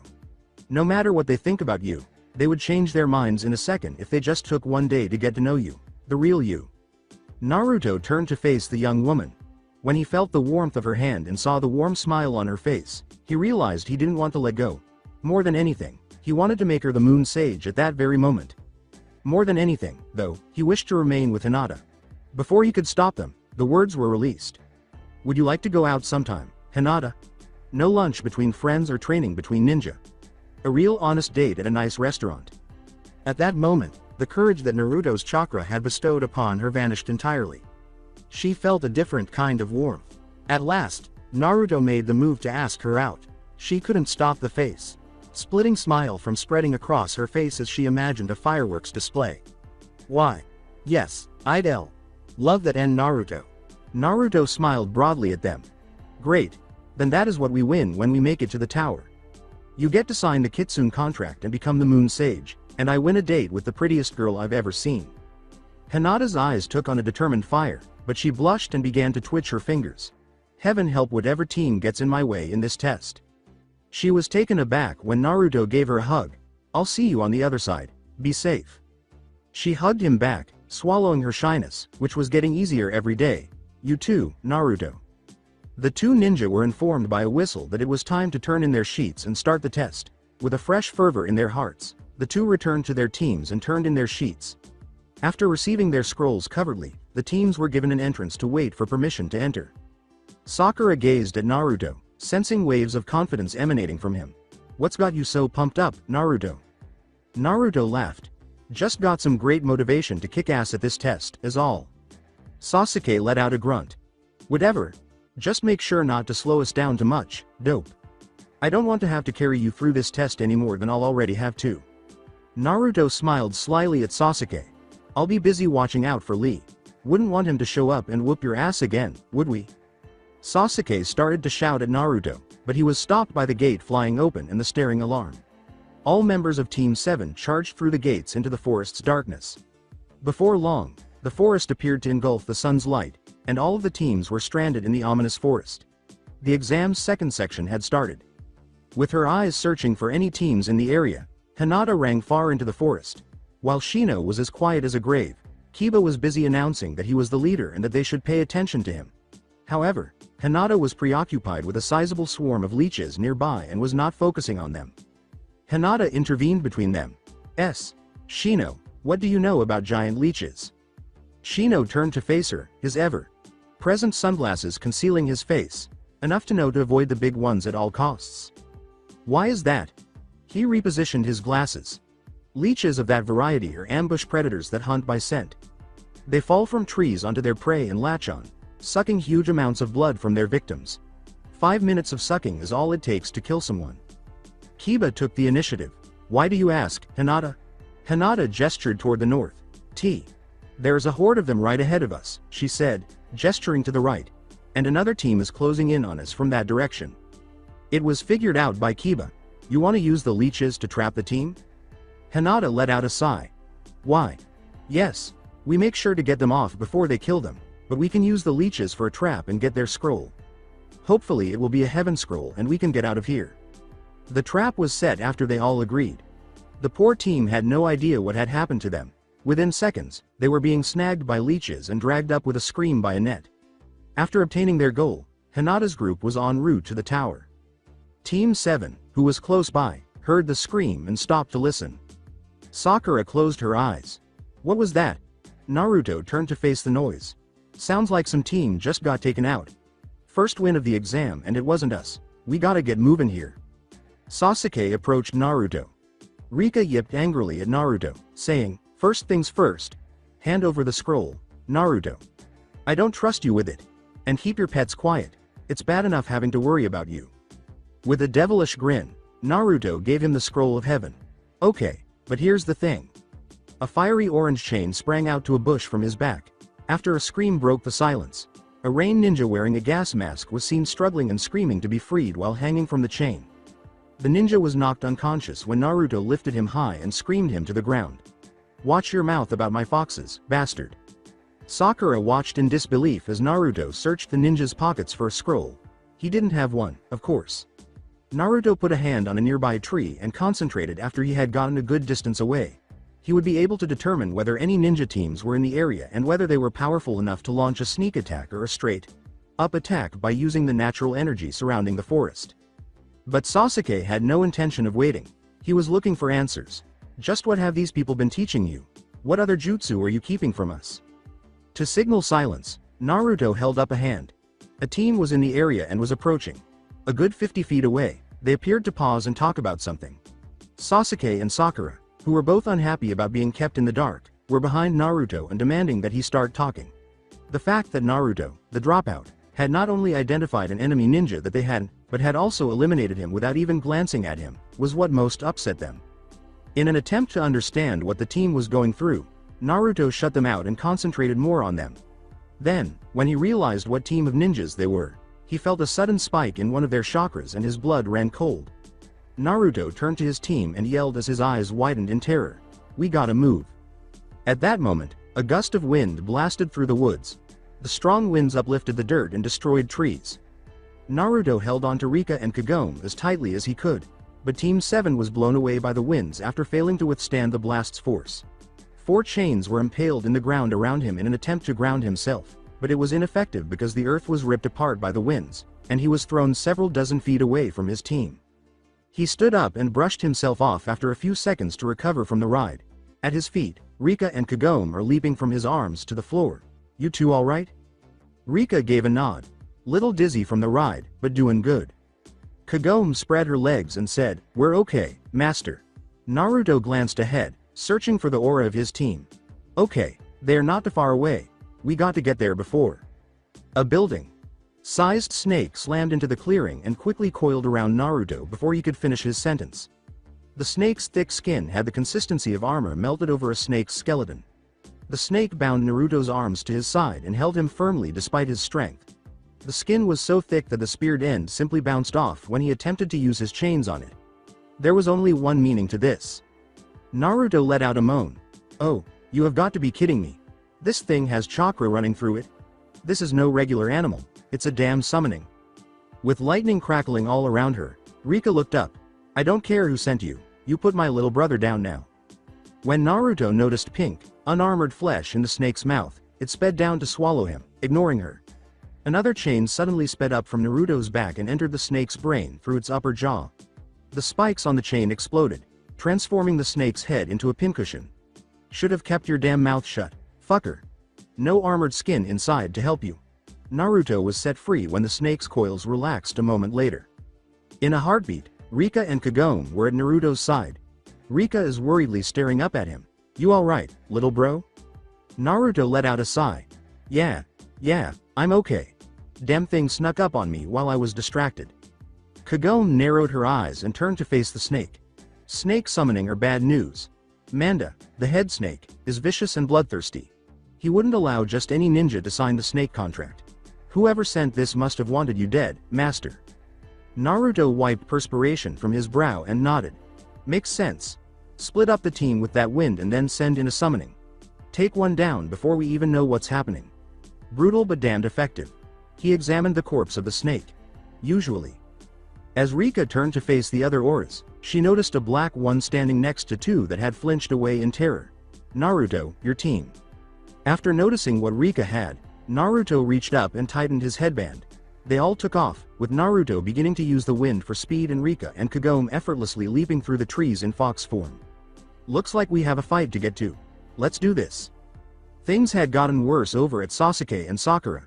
When the explosion had occurred, the two of them had landed in the same location. They had decided to go find Naruto after getting up and cleaning each other up.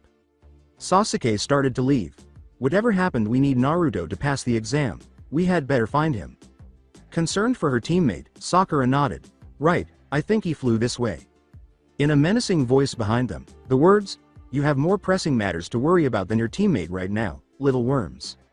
The grass ninja from before was standing in the clearing with them, licking her lips, and they both turned to see her. Her expression was sadistic and bloodthirsty. Those eyes were devoid of forgiveness and mercy. Her eyes alone told them that they were going to have to battle for their own eyes. She did not frighten Sasuke. So, you're brave enough to walk up to two ninja alone. You are either strong or stupid, lady.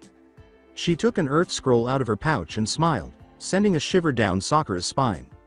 The two watched in horror as the ninja's long tongue slithered around the scroll as she started to slowly shove it down her throat, saying, "I must be even dumber than for brining an earth scroll with me when you have a heaven scroll." Before she swallowed and the scroll was sealed inside her stomach, it slowly vanished into her gullet. She tugged at the skin under her left eye, saying, "But know this, worms. Before this fight is over, one of us will have both of the scrolls. And one of us will be dead." In an instant, a terrifying vision attacked both Sakura and Sasuke. Their bodies were being ripped apart as a huge explosion shattered the atmosphere. Their bodies were destroyed in the blast, their bones were broken, and their flesh evaporated into bloody scraps. Two kunai then abruptly flew through the air and struck them both in the forehead, killing them right away. Vomiting, Sasuke fell to the ground. He glanced up at the grass ninja and saw her almost laughing at the pain they were going through. "What was that? When I looked at her, I saw my own death. Is it genjutsu?" he asked. "No, it's more than that.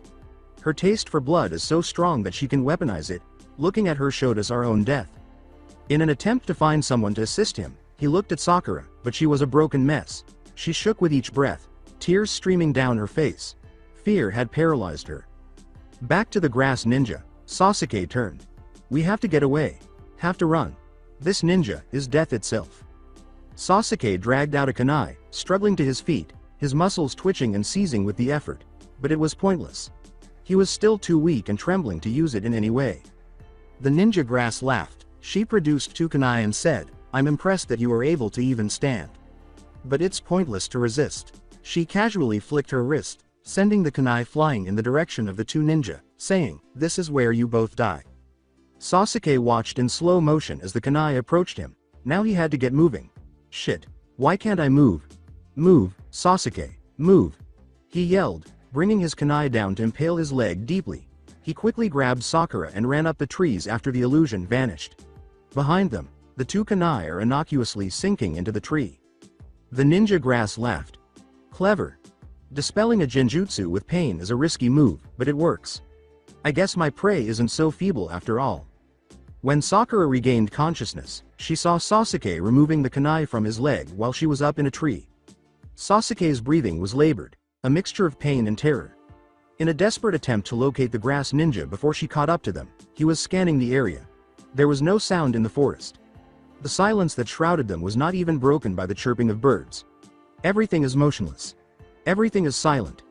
The forest itself seemed to be holding its breath. Concerned for Sasuke's well-being, Sakura bent forward. A hand closed over her mouth, preventing her from speaking further. "That wound is deep, Sasuke. Let me treat it before it gets worse." Sasuke kept looking for the grass ninja in the forest. He was in a panic and was afraid. They would soon be discovered by that ninja, and they would be helpless against her. They had to flee. They had to get as far away as they could. Sakura was growing increasingly concerned about Sasuke every second when a huge snake appeared next to them. She screamed, ripping Sasuke's hand from her mouth. "Sasuke, beside us." The snake lunged at them, hissing. Sakura and Sasuke leapt out of the way, and the snake ignored her, coiling up the tree after Sasuke. Sasuke pulled as many kunai as he could and threw them at the snake's gaping mouth as it lunged for him. Soon after, the snake died, but there was no time to relax because its corpse was the source of a new horror. Its scales were revealing the grass ninja. Like a parasite with a recently deceased host, it slithered out. The grass ninja raised her head and waved her tongue in the air while laughing so hard it made her spine tingle. "Good. Very good. Prey shouldn't let its guard, even for a moment, in the presence of its predator." The grass ninja laughed and slithered up the tree, her legs changing into a snake's tail. As she soared up the tree, she followed Sasuke more quickly until an orange speared chain got stuck inside the tree above her head. She turned just in time to see Naruto racing toward her while dragging himself through the air with the chain. She managed to get out of the way using her snake tail in some way, but Naruto landed a flying lariat where her head had been, crashing through the tree and landing on a nearby thick branch. The grass ninja grinned amusedly as he looked down at Naruto. "So, boy, you managed to get away from my little friend. Well done." Naruto swung around to find Sakura and Sasuke. Sakura was not far behind him, and Sasuke's aura indicated that he was in full blown panic mode. "Rika, Kagome, protect those two." Two bright flames in the shape of a fox soared through the air at Sakura and Sasuke, shocking them. Despite being black and white, they both resembled flaming clouds in the shape of foxes. Large as horses, the two stood before Sakura and Sasuke, growling and snarling at the grass ninja in front of them. Sasuke exclaimed, "The hell?" as he was astounded by the fox's transformation. With a laugh leaking from her voice, the grass ninja said, "Interesting. You grow more interesting by the second, boy." The grass ninja was pointed at by Naruto. "I don't care about that crap. You get lost, demon, before I skin you and make shoes out of whatever you are." Watching in horror, Sasuke realized that Naruto was going to kill them all. She could likely destroy them with enough chakra focus because this opponent was so much more skilled than they were. Fighting against such an opponent was impossible. They could only escape this situation and live to see another day in one way. Reaching into his pouch, Sasuke took out a scroll. "Listen, I'll give you the scroll if you just leave us alive." Naruto jerked his head in Sasuke's direction. "Are you for real? You honestly think that's going to help us?" Sasuke let out a cry of panic as he said, "Shut up, Naruto. You have no idea what's going on here." The grass ninja grinned. "Yes. Very wise decision, boy. Sometimes you have to give up something valuable in order to survive." Naruto's rage was growing every second. Ibiki had explained to them precisely this. A ninja did not deserve to be a chunin if they would abandon a mission to save their own lives. They had to fight even harder because he knew this grass ninja was strong and heartless. This demon could not possibly be stopped by passing a scroll. For fun, it would kill them after stealing the scroll. Sasuke's request to the grass ninja was a clear and obvious indication of his true cowardice. In this battle, Naruto was by himself. Rika caught the scroll in her fiery tail and tossed it to Naruto as Sasuke tossed it to the grass ninja. "Yeah, that's not happening, whiny." The voice was familiar to Sasuke. "That's the voice of the woman from the other day. What is going on, Nar?" Naruto landed next to Sasuke and struck his face with a hard fist, interrupting his question, causing Sasuke to crash back into a tree. When Rika placed a big paw on Sasuke's back, he smashed back to the ground after attempting to push himself to his feet while wiping the blood from his mouth. Rika, pleased to see the haughty punk lowered a notch, said, "No moving, wimp. The ninja are handling business here." When Naruto turned to face Sasuke, Sasuke caught a glimpse of Naruto's eyes. The color was flickering and swirling in his eyes, though they were still blue, as if he had blue fire burning right behind them. Naruto's voice trembled with rage as he spoke. "Surrender. How dare you even think that word while I'm here? You are many things, Sasuke. Self-absorbed, arrogant, you live off the pity of all the fools of the village and I highly doubt you have a caring bone in your body, but I never thought you were a coward." A tiny electric shock robbed Sasuke of his strength as he attempted to stand once more. "Stop trying to be the damn hero, Naruto." Naruto let out a frustrated sigh. He gestured to the grass ninja, who was looking on with a laugh.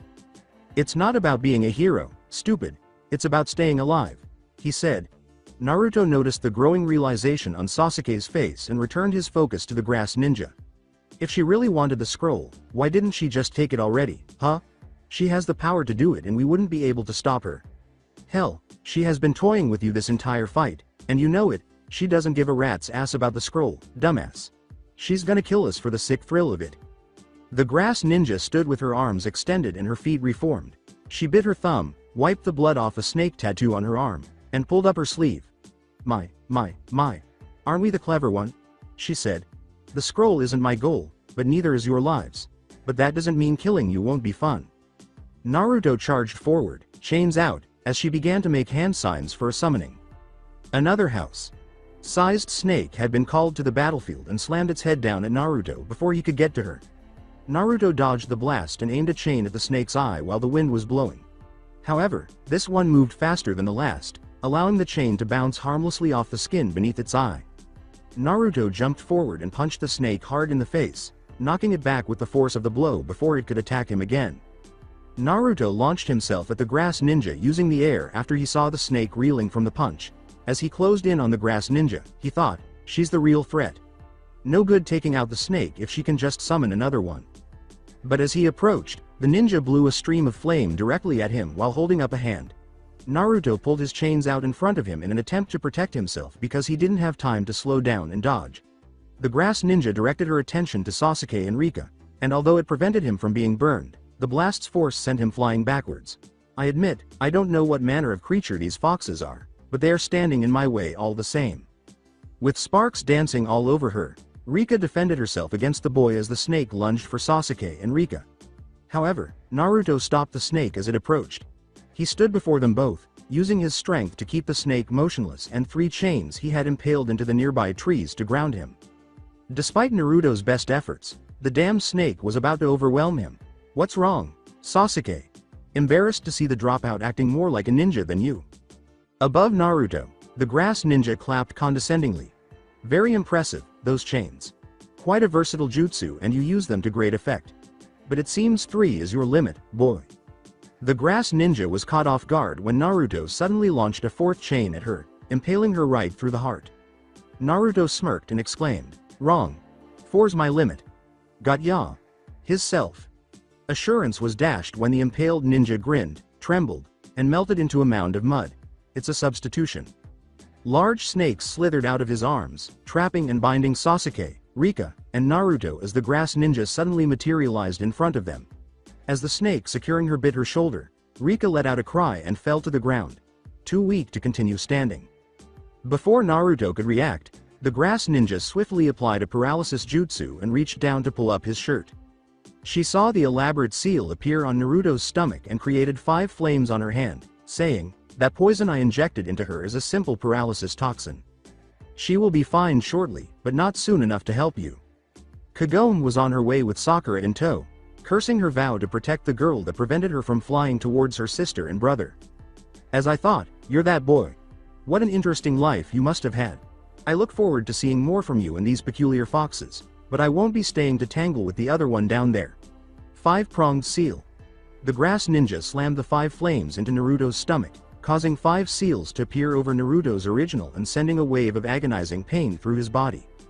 Rika struggled valiantly to free her frail body from the snake and reach her younger brother, but it was in vain. "Naruto." The grass ninja held him up by her tongue while retrieving the heaven scroll from his pouch, and Naruto hung limp and unconscious. She was becoming anxious. "Little bro, answer me," she exclaimed. She had no idea what that seal had done to him, and she knew nothing about seals. With Naruto still in midair, the grass ninja turned to face Rika. She threw Naruto off the branch and had the snake encircling Rika toss her over as well. "Interesting.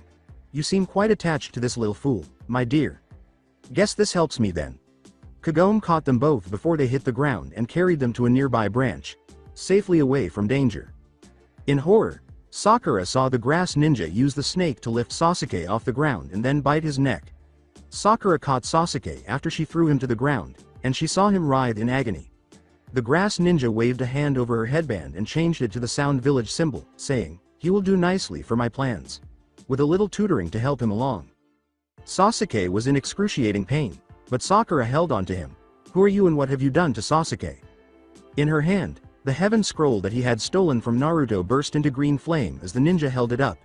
As she said, her voice changed from a woman's to a man's.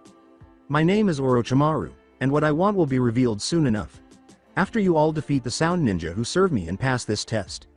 I gave Sasuke a little gift. A small taste of the power I can give him. Orochimaru then vanished from the battle by melting into the tree branch he was standing on. As Sasuke screamed in agony, Sakura held onto his hand before he passed out in her arms. Sakura screamed as loudly as she could, her eyes watering. After she stopped yelling, she heard 2 big foxes below her and turned to see them both standing on wobbly legs above Naruto. "Naruto. Sasuke's hurt," she exclaimed as she bumped her head against Naruto. She was pleading with Naruto to wake up, and she could hear it. for him to communicate his well-being to them.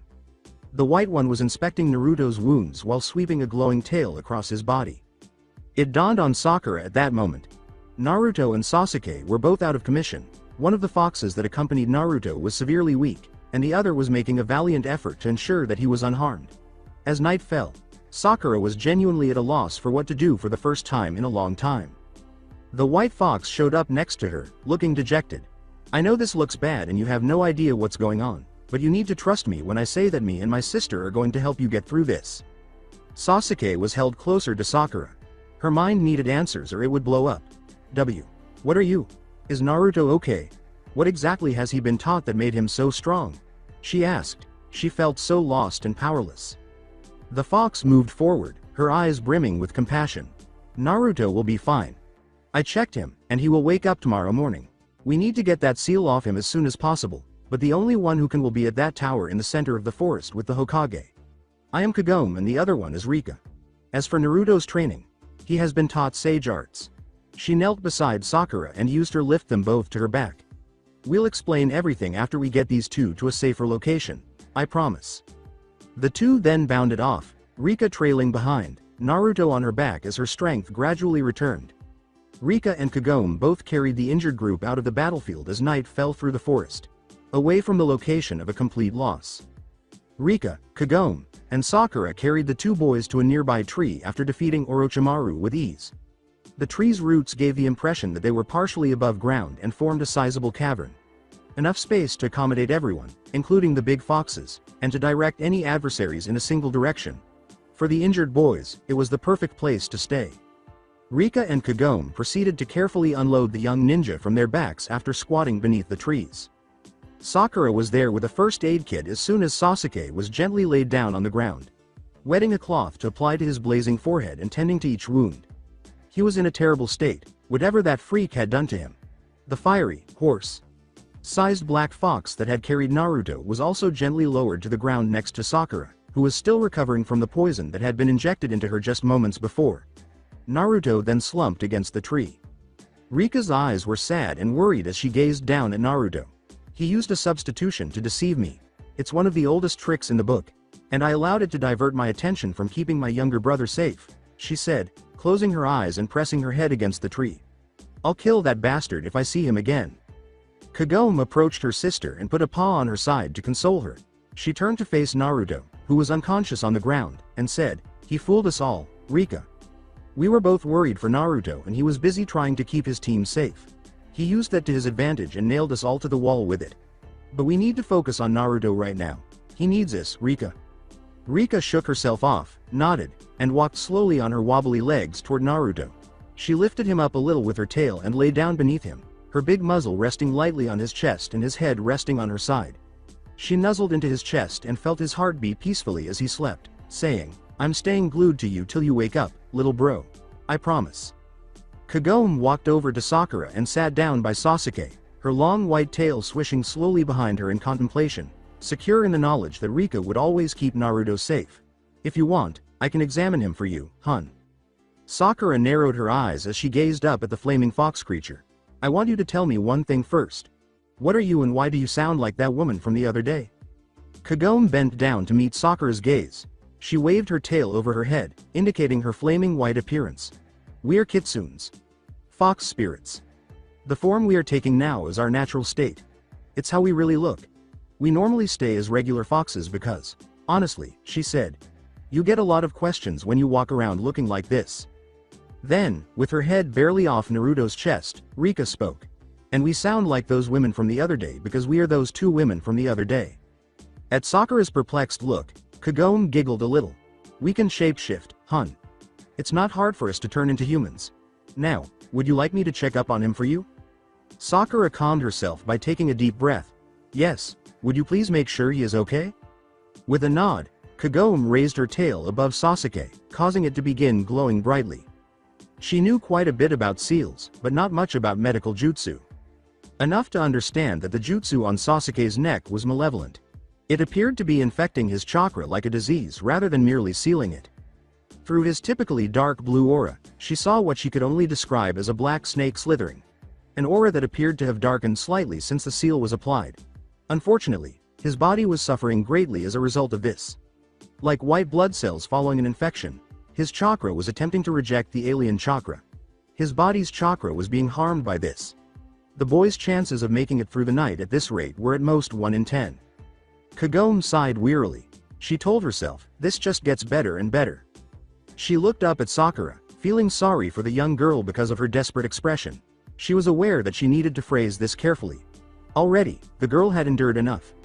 The seal he put on is hurting him, but his body is fighting it off. I can't do anything with the seal right now, unfortunately. His chakra is going so crazy that if I tried to remove the seal, it would kill him. All we can do is try to keep him as comfortable as possible, I'm afraid. Sakura inhaled deeply and nodded. She needed some time to clear her head. Will you please watch over them for a bit? I want to set up a few security measures before we sleep. Just to put my mind at ease. After giving a nod, Kagome approached Rika. From her position on Naruto's chest, she glanced up at her sister. What did he do to Naruto, Kagome? Her sister's pleading tone and the look in her eyes told Kagome that she was extremely concerned about their younger brother. He'll be fine, Rika. He used a 5-layered seal on Naruto's 8-layered one. Odd over even seals makes chakra flow horribly. He'll be weak for a while, but he's not in any immediate danger. Immediate danger? What aren't you telling me, Kagome? Rika asked, raising her head to meet her sister's eyes. To calm herself, Kagome closed her eyes and inhaled deeply.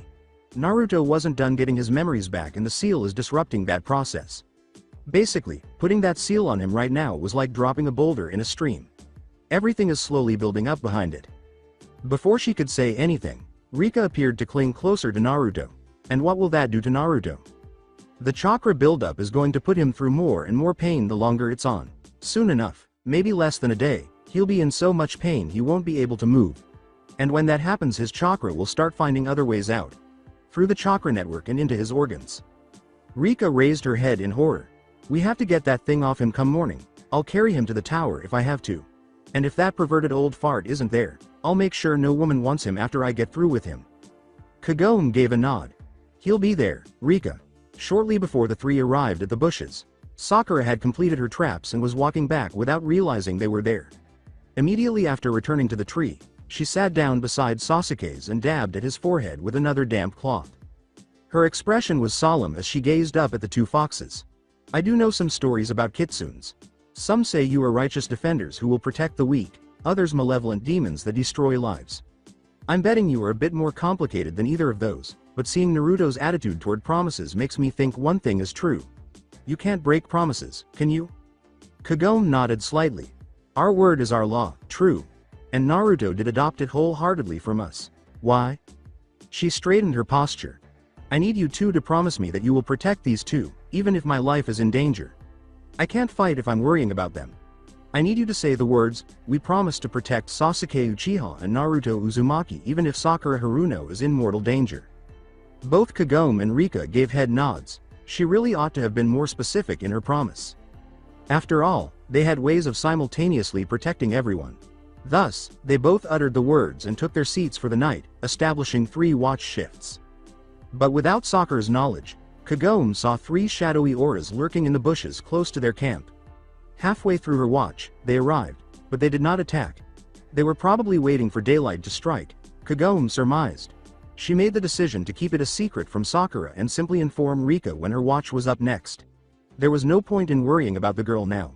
She would have enough to cope with in the morning.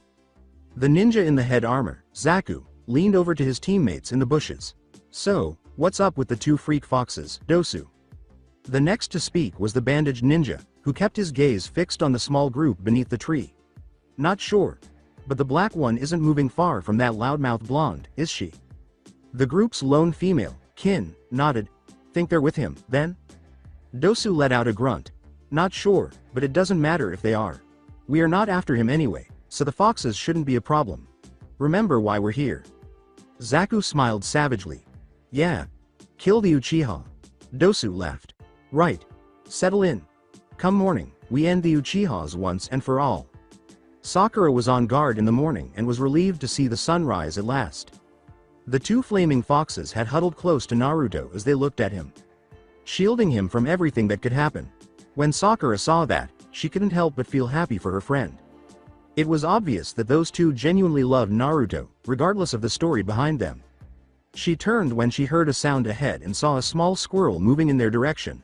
Without ever noticing the small squirrel's explosive tag on its side, she threw a kunai close enough to scare it away. The Sound Three rushed into the clearing after witnessing their trap fail miserably, determined to complete the task themselves. Rika and Kagome jumped awake at the sound of the attack, recognizing the assailants and growling while bared their teeth. Sakura cut a string by her head and grinned. Got ya. A huge log swung down from above, directly aiming for the Sound Three, as the string was cut. With her tail still hanging over Naruto, Rika leaned in Kagome's direction. How exactly did she set that up, now? Kagome watched in a similar state of shock. I have no idea. At the Sound Ninja, the log swung straight and true, but Dosu simply extended his hand and directed some chakra into the odd contraption that covered his arm. The log burst into splinters with a loud bang, and the three of them turned to face a startled Sakura. However, Ino, Shikamaru, and Choji were present to witness the fight as they sat in a nearby bush. Knowing they would be of no use at this time, they sat and waited. Shikamaru turned his gaze to Ino. Looks like Sakura is in deep trouble. What do you want to do, Ino? Ino's worried expression kept her gaze fixed on Sakura. Why are you asking me what to do? What good would me jumping in and getting killed to accomplish? Incredulous, Shikamaru shook his head.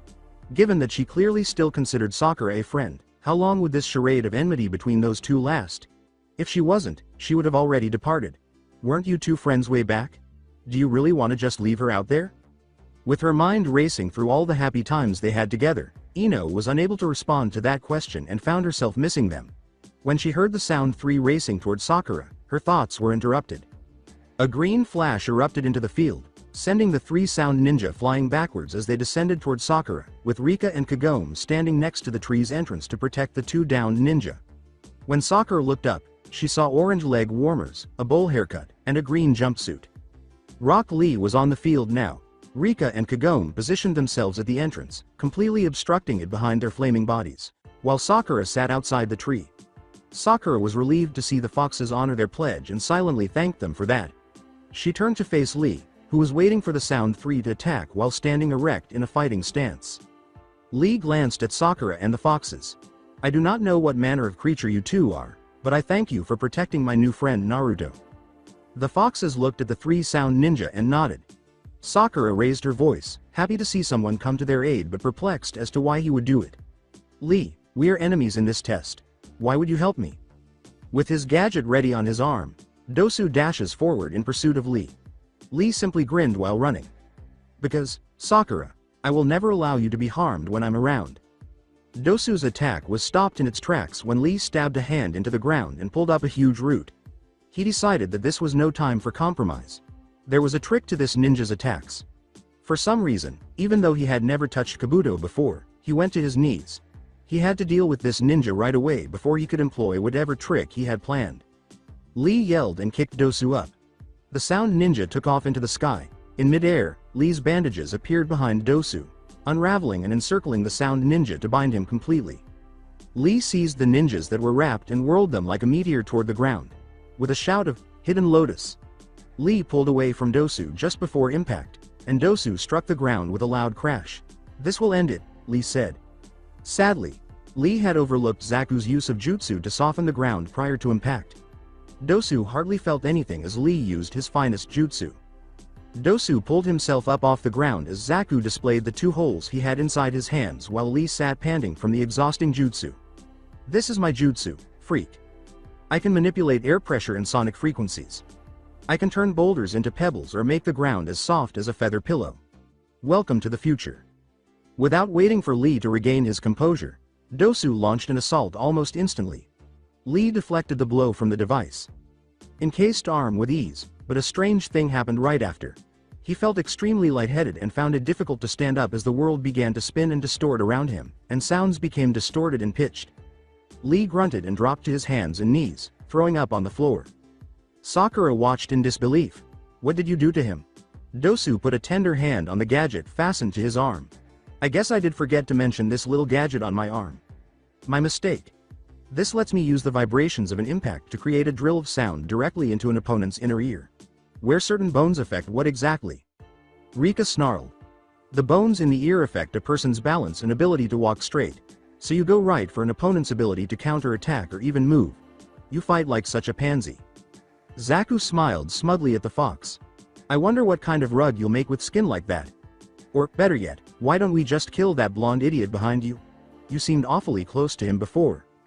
The ground around Kagome was splintering and cracking as if she suddenly weighed a ton, and arcs of lightning started to appear in the air around Rika.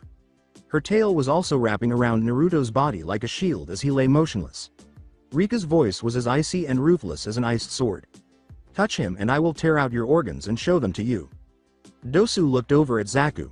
After saying, looks like we'll just have to kill them all, then, Dosu hurried as Sakura. All set to defeat her, too.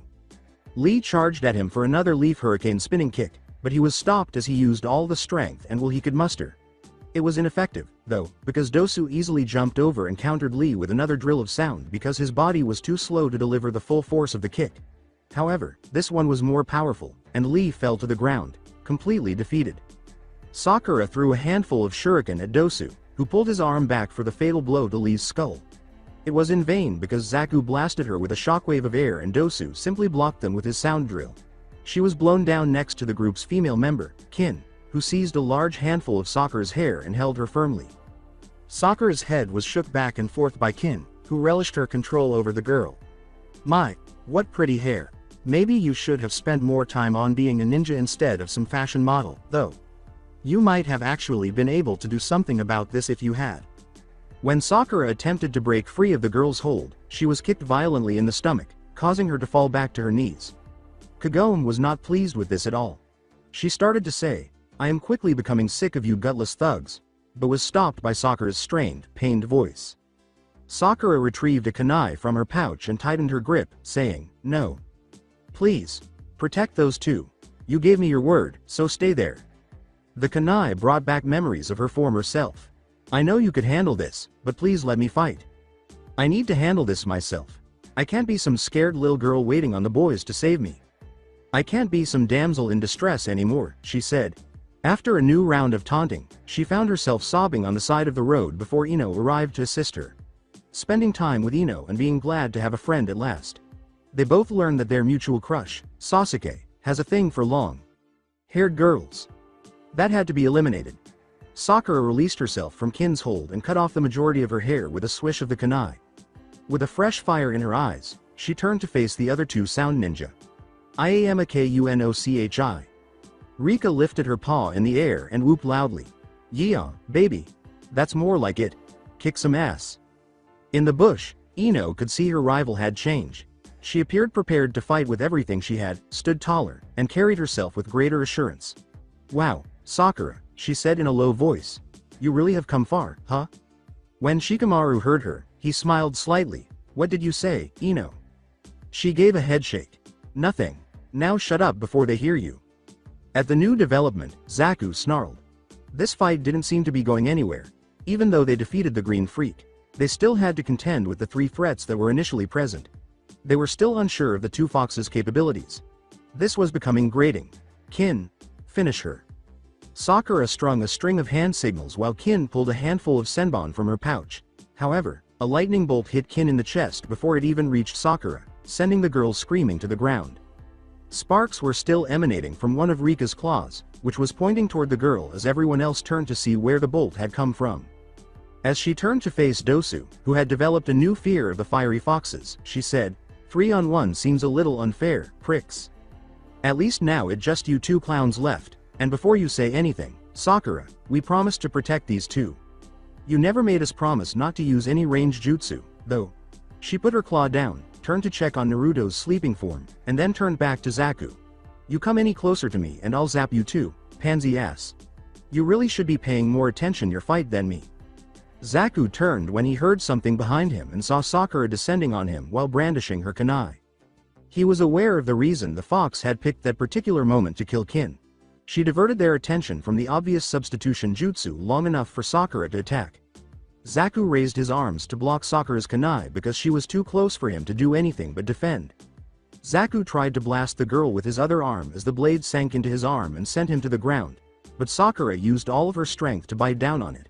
Living life to the fullest.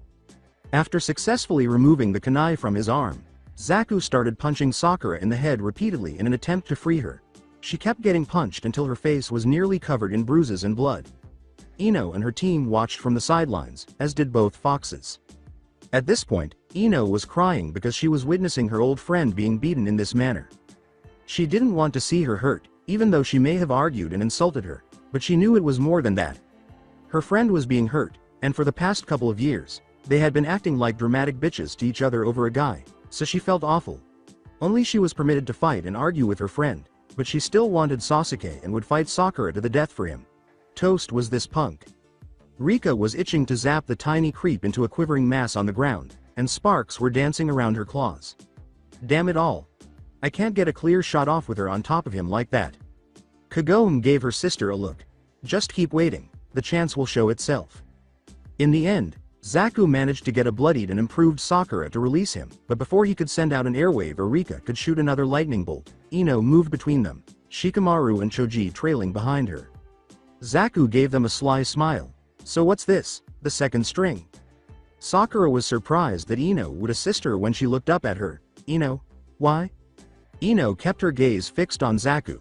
She turned to Sakura and smiled slightly. I'm tired of you showing off in front of Sasuke and making me look bad. Plus, she said, what else am I supposed to do when a friend is in trouble? Despite being shocked, Sakura couldn't help but smile a little. Zaku, however, was not pleased. You losers want to die, then I'll just kill you and get it over with. A voice from above said, big talk from someone so hopelessly outnumbered. When two more Leaf Ninja arrived on the scene, everyone looked up. Ten and Neji, Lee's teammates, were sitting on a nearby tree branch and appeared unhappy with the condition of their fallen comrade. After assessing the circumstances, Dosu concluded that their mission had failed miserably. In addition to being a pain in the ass, the foxes had not strayed from protecting the two beneath the tree roots. If they were close enough to her, one of them could shoot lightning bolts, and who knew what the other one might be capable of? Dosu gave a headshake. Are there any other surprises I should know about? At that moment, Sasuke opened his eyes as a dark chakra started to rise behind Rika and Kagome. Sakura turned, delighted to see her crush alive and well, but her face changed to one of horror as she saw dark spots on his skin and what appeared to be a black fog circling him.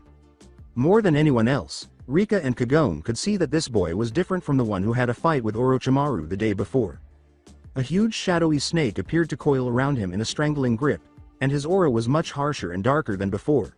There was nothing anyone could do to stop Sasuke from experiencing some evil. Glaring at Sakura's facial wounds, Sasuke stood. Sakura, who did this to you? Answer. Sakura sat on the ground and closed her eyes. She was terrified of Sasuke's transformation. What happened to you?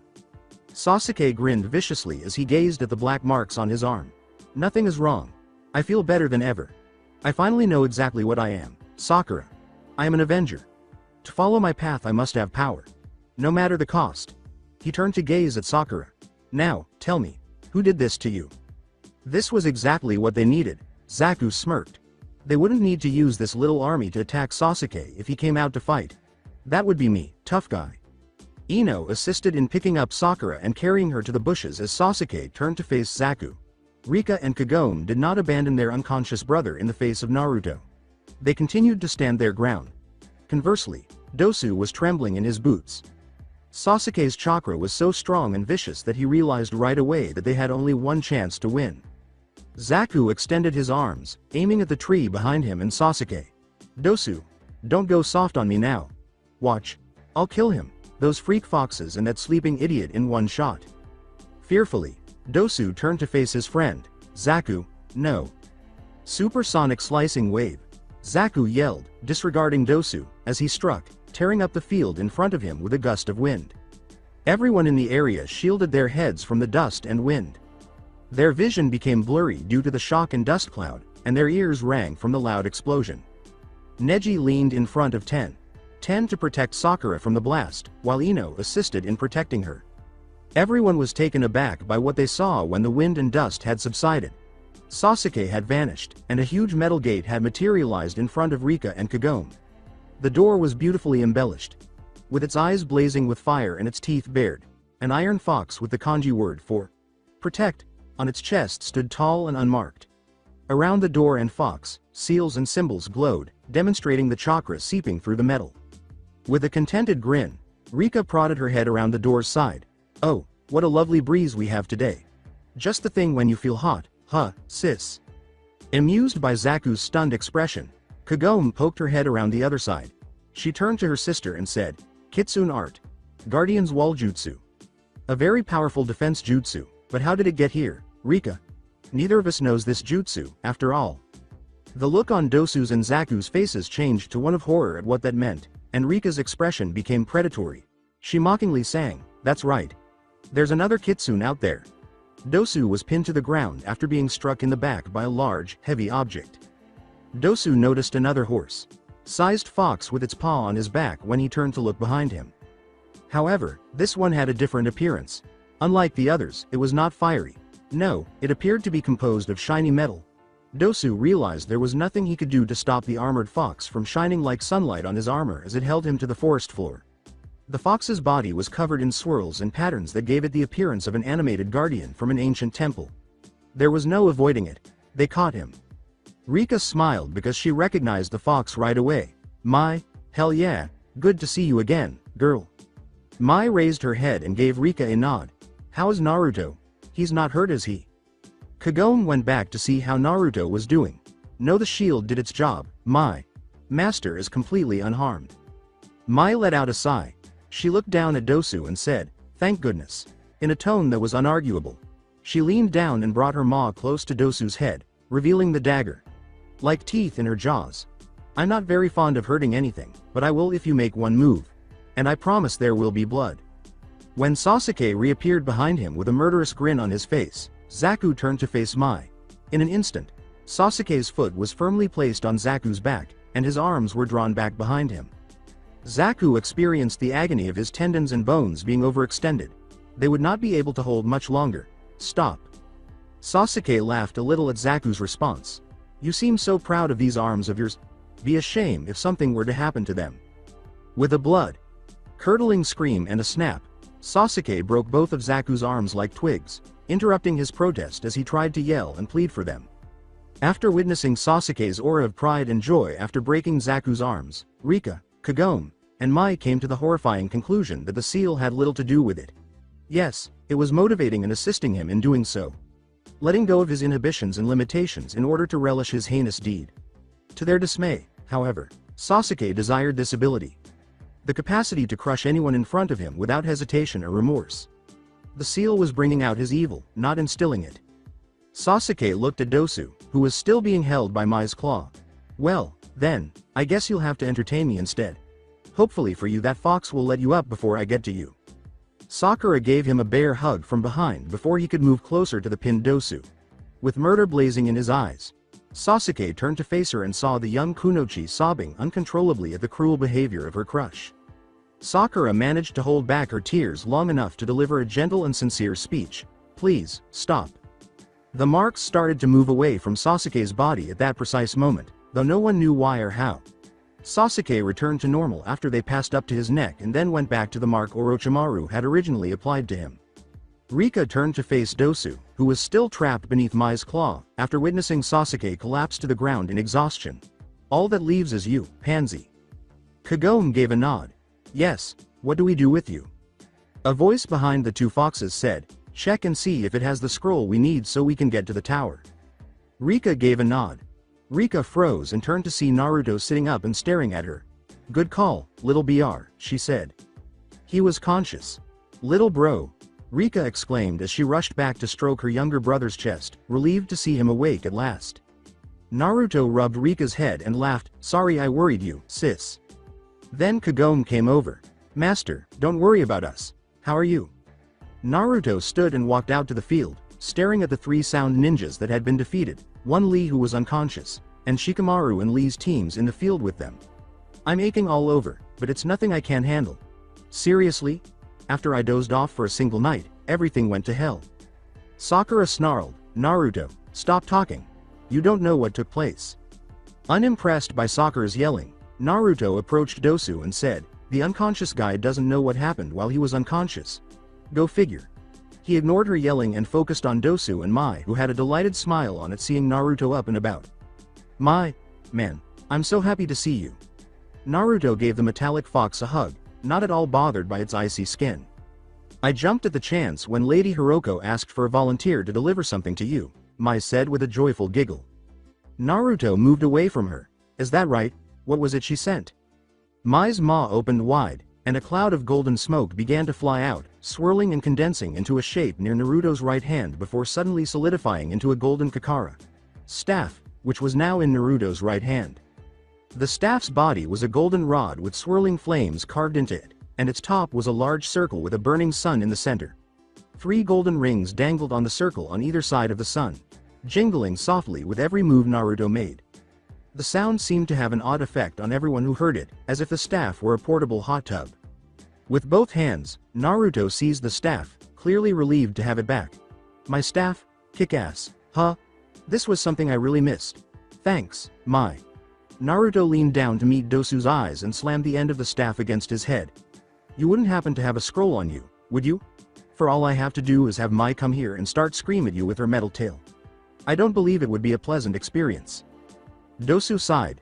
"Gosh darn it, scroll to earth, in my right leg's weapons pouch." "Thank you," Naruto said, pulling out the scroll and using his staff to knock Dosu out cold. Shikamaru laughed at that point, saying, "You fool. We now know that your team is nearly entirely destroyed and that you possess an Earth Scroll. Keep it for yourself. Naruto, even though you have these strange fox summonings, you still lack foresight." Naruto gave a nod. "All right, for that reason, I'm storing this scroll in a safe." "What are you discussing?" As she stood next to Sakura and Sasuke, Ino said. He turned to Kagome and said, "You're welcome to try and get it now, Shikamaru." He threw the scroll to Mai, who caught it in her maw and swallowed it whole in one swallow. "Would you please patch Sakura and Sasuke up a little, Kagome? We need to reach a tower." "We can't go to the tower right now, Naruto," Sakura sighed in defeat as Ino approached her friend to check on her. "Our heaven scroll was burned by that previous ninja. We have to start over." "Oh, really?" Naruto smiled devilishly, leaned slightly on his staff, and reached into his coat pocket, taking out a scroll of heaven. "You mean this one?" As Naruto fed Mai the heaven scroll and sealed it away, Sakura and Sasuke sat in stunned silence, trying to formulate questions. Sakura broke the silence first, saying, What? You? When? How? We watched it catch fire." With Mai walking next to him, Kagome waved a glowing green tail over Sakura and Sasuke to heal their wounds as Naruto made his way back to Rika. "No, I made a decoy before we entered the forest, and you witnessed it catch fire." "And why didn't that ninja realize it was a fake?" Sakura inquired. "Because the scroll didn't matter to that ninja, as I mentioned. If he had taken the time to look at it for a few seconds, he would have likely realized it was fake." Rika saw a faint, pained grimace on Naruto's face as he slumped to the ground at her feet, saying, "We just got lucky he didn't." "All right. Is there anyone who could tell me what I missed? We're heading to the tower after that." A guest watched from the trees as Ino fixed Sakura's hair and Sakura told Naruto what had happened while he was sleeping. Naruto believed it was hidden, but both Rika and Kagome saw him tighten his grip on his staff and tense his muscles. Naruto was clearly in pain, and they needed to get to the tower as soon as possible. With a sly smile, Kabuto adjusted his glasses and said, "Lord Orochimaru will be interested in this." On her way to the tower, Hinata had her own little adventure while Naruto was having his. After obtaining the necessary scroll, Hinata's only goal was to reach the tower and wait for Naruto to arrive. She couldn't help but smile as soon as the tower came into view. Everything was going so smoothly. Then Kiba began to speak. Kiba paused and turned to look to the left as Hinata and her group leapt from branch to branch on their way to the tower, saying, "There's another team over there." A little irritated that the journey to the tower had been cut short, Hinata paused to speak with her teammate. "Well, let's continue, then. Kiba, there's no need to go looking for more trouble because we already have what we need." "It's a mistake to fight another team when we already have both scrolls," Shino said, nodding. "We ought to follow Hinata's advice and continue moving in the direction of the tower." Kiba scoffing, he leapt for the opposing team. "You mean? I was put in charge by Kurenai-sensei, so whether you like it or not, we will find that team. If we remove them now, there will be less competition." As Kiba left with the team, Hinata and Shino sighed and followed him, finding cover in a nearby bush as they approached and saw Gaara's team and a few rain ninjas squaring off. Hinata was actually relieved that it was Gaara's team because, after all, he was Naruto's best friend, and this was her chance to meet him. Arms crossed and resolute, Gaara stood before his siblings and said, "If you just give me your scroll, then I'll let you guys leave with some honor intact." "Interesting idea," said the largest of the rain ninjas, a scarred beast of a man carrying multiple straw umbrellas on his back. He simply laughed and took out the umbrellas. "However, I believe I'll simply murder you three and take your scroll."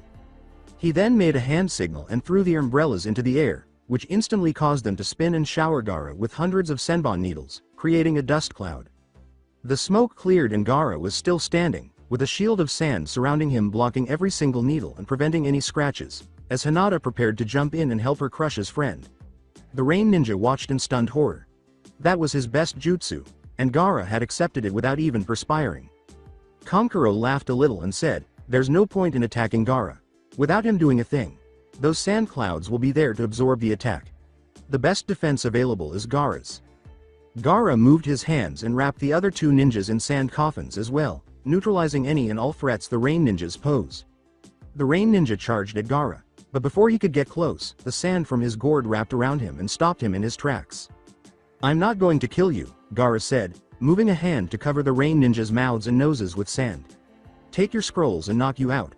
The next time, be sure to spend some time learning what your opponent can do before attacking. Long term, it will spare you some embarrassment." Kankuro stepped forward and obtained the necessary scroll from one of the ninjas after the three fainted and the sand withdrew into Gaara's gourd. "We got what we needed," Kankuro said. "Let's make our way to the tower." "One more thing to deal with, Kankuro." Gaara gestured with a finger. Tamari approached and said, "Gaara, what's up? Those three have to come out of the bushes." Gaara gestured toward the bush where Hinata and the others were. Kiba turned to the others and said, "Look, we can't possibly defeat that red-haired guy. Just let's rue, Hinata. What are you doing?" Hinata got up and left for the field, not paying attention to Kiba. Gaara grinned and said, "I recall you. You were a friend," Naruto claimed. "He told me about you, too, Gaara," Hinata said, nodding. "I'm glad to have met you." "Nice to meet you, too, Hinata," Gaara said as he moved forward and extended a hand for her to shake. "Tamari and Kankuro are here." "You're the girl Naruto was telling us about," Tamari said as she approached, grinning. "Kankuro and I have a wager. Has he asked you out yet?" Seeing Hinata smile, blush and nod, Tamari turned to Kankuro. "Told you, pay up now." Kiba got up and left, saying, "Now wait a minute. Do any of you know Naruto?" Kiba turned to Hinata after the sand team nodded. "And Naruto asked you out on a date?" Hinata grinned and said, "Yeah, before the exam began, he asked me out." Kiba chuckled, saying, "Oh, God. I wish I could have witnessed that. How did he look when you said no to him?" Hinata's smile disappeared. "Kiba, what do you mean?" "Well, you're far too desperate to genuinely say yes to that idiot. What did he look like when you turned him down?" "He probably cried." "And what if I said yes, Kiba?" Hinata asked, turning to face her teammate and crossing her arms. Kiba chuckled for a few seconds before realizing she wasn't kidding when she said, "Like you'd be dumb enough to do that." "Hinata, you don't have to date a loser," Kiba said. "You should be with a high-class ninja because you're a girl of great birth." Hinata grinned and made the decision to use the last of the courage she had received from Naruto at that precise moment. "I agree. I'm going on a date with Naruto instead of you because of this. And I like this girl right away," Tamari said, clapping and placing a hand on Hinata's shoulder. "Have you all received the necessary scrolls yet?" Tamari turned to face Gaara as Hinata nodded, saying, "We might as well go to the tower together. After all, there's strength in numbers." Kankuro nodded, saying, "I agree, as long as the dog boy doesn't say anything while he's on his way." After that, the Sand Team and Team 8 arrived at the tower without any problems and are now waiting for Naruto and his team to arrive. Since both teams had arrived on the first day of the test, they were given a room and board at the tower until the test was over. Tamari and Hinata shared a room with a window overlooking the forest below, and Hinata sat and stared out of it, hoping to catch a glimpse of the spiky blonde hair for which Naruto was known. She couldn't explain why, but after the first night passed, she began to worry about Naruto. Nothing had given her reason to believe something had gone wrong, but she knew Naruto was in danger. She was startled out of her reverie by a melodic voice behind her. "You worry for him, don't you?" When the exam started, Hinata had seen the woman standing in front of her back when Naruto gave her that fleeting glimpse into his memories. The pale white skin, the bright blue eyes, the sunlight blonde hair, the elegant white kimono she wore, and she froze at the owner of the voice. Hiroko, Naruto's adopted mother and the leader of the Foxes, was standing in front of Hinata. "I take it by your reaction my son already told you about me," Hiroko said, observing the girl's shocked expression. Hinata gave a nod. The warmth of Hiroko's smile was enough to melt icebergs. "Breathe, honey. I'm not worried about you at all." "Why?" "Yes," Hinata said, releasing a breath she was unaware she had been holding. "Yes, Miss Hiroko. Naruto did tell me a little bit about you," she said. She turned back to the window. "Naruto is causing me anxiety. It doesn't feel quite right." Hinata turned, and Hiroko saw the question she was about to ask before it could be spoken. "Hun, I knew you were the Moon Sage the second you walked into this tower," Hiroko said, placing a hand on her shoulder. "I see Naruto has already shown you a bit of what it means to be the Moon Sage. You have an aura that no one else could have. Naruto promised me he would explain it to me, but would you mind telling me a little about the Sun and Moon Sages?" Hinata saw her opportunity to learn more about the Sun and Moon Sages. Please. "The Sun and Moon Sages are the only two people who can practice the two forms of the original sage arts," Hiroko said, gesturing for the girl to accompany her as they started to walk through the halls. Hiroko looked down at Hinata as she walked beside her and said, "The sage arts developed by the first sage, the youngest of the two sons of the Sage of Six Paths, and his wife." Hiroko giggled a little at the flush that appeared on Hinata's face. "The husband created the sun arts and the wife the moon. As you witnessed the other day when Naruto was training with you, I think the sun arts are the more offensive of the two." How do you know about that?" Hinata asked, looking up. "I have some tricks up my sleeve," Hiroko shrugged. The two turned a corner and said, "I'm more than just a pretty face, you know. The moon arts, however, are more focused on healing and defense. However, that does not negate their danger. According to written records, the first Moon Sage faced an entire army after the leader had almost poisoned the Sun Sage to death." Startled, Hinata looked up. What happened?" Hiroko laughed. Hinata was shocked to hear this, but Hiroko simply went on with the story. "What happens to anything that tries to take a husband from her wife? She leveled the entire army in little under 10 minutes. Hiroko paused and turned to Hinata. "They eventually passed on the arts to the Kitsunes and told us of the auras that would set the next two human sages apart from everyone else. You and Naruto were the first ones to come up in 2,000 years. Hinata wanted to speak, but she had an odd feeling. Something's wrong. Hiroko's smile disappeared as she turned to face the future. "Yes. I fear your first challenge as the Moon Sage is upon you, Hinata. You are right. Something is wrong with Naruto. But it is something you can help him through." Hinata stood taller and her eyes became steely. What's wrong with Naruto and how can I help him?" Hiroko's face became dejected. "Naruto had a seal placed on him yesterday and it is disrupting his memories from coming back and causing him immense pain. There is someone here who can remove the seal, and is about to do so as we speak, but when he does Naruto's chakra will run wild through him like water after a dam bursts. As the Moon Sage you can take his chakra while adding yours and the flow will help ease this process. This will awaken you as the Moon Sage, however."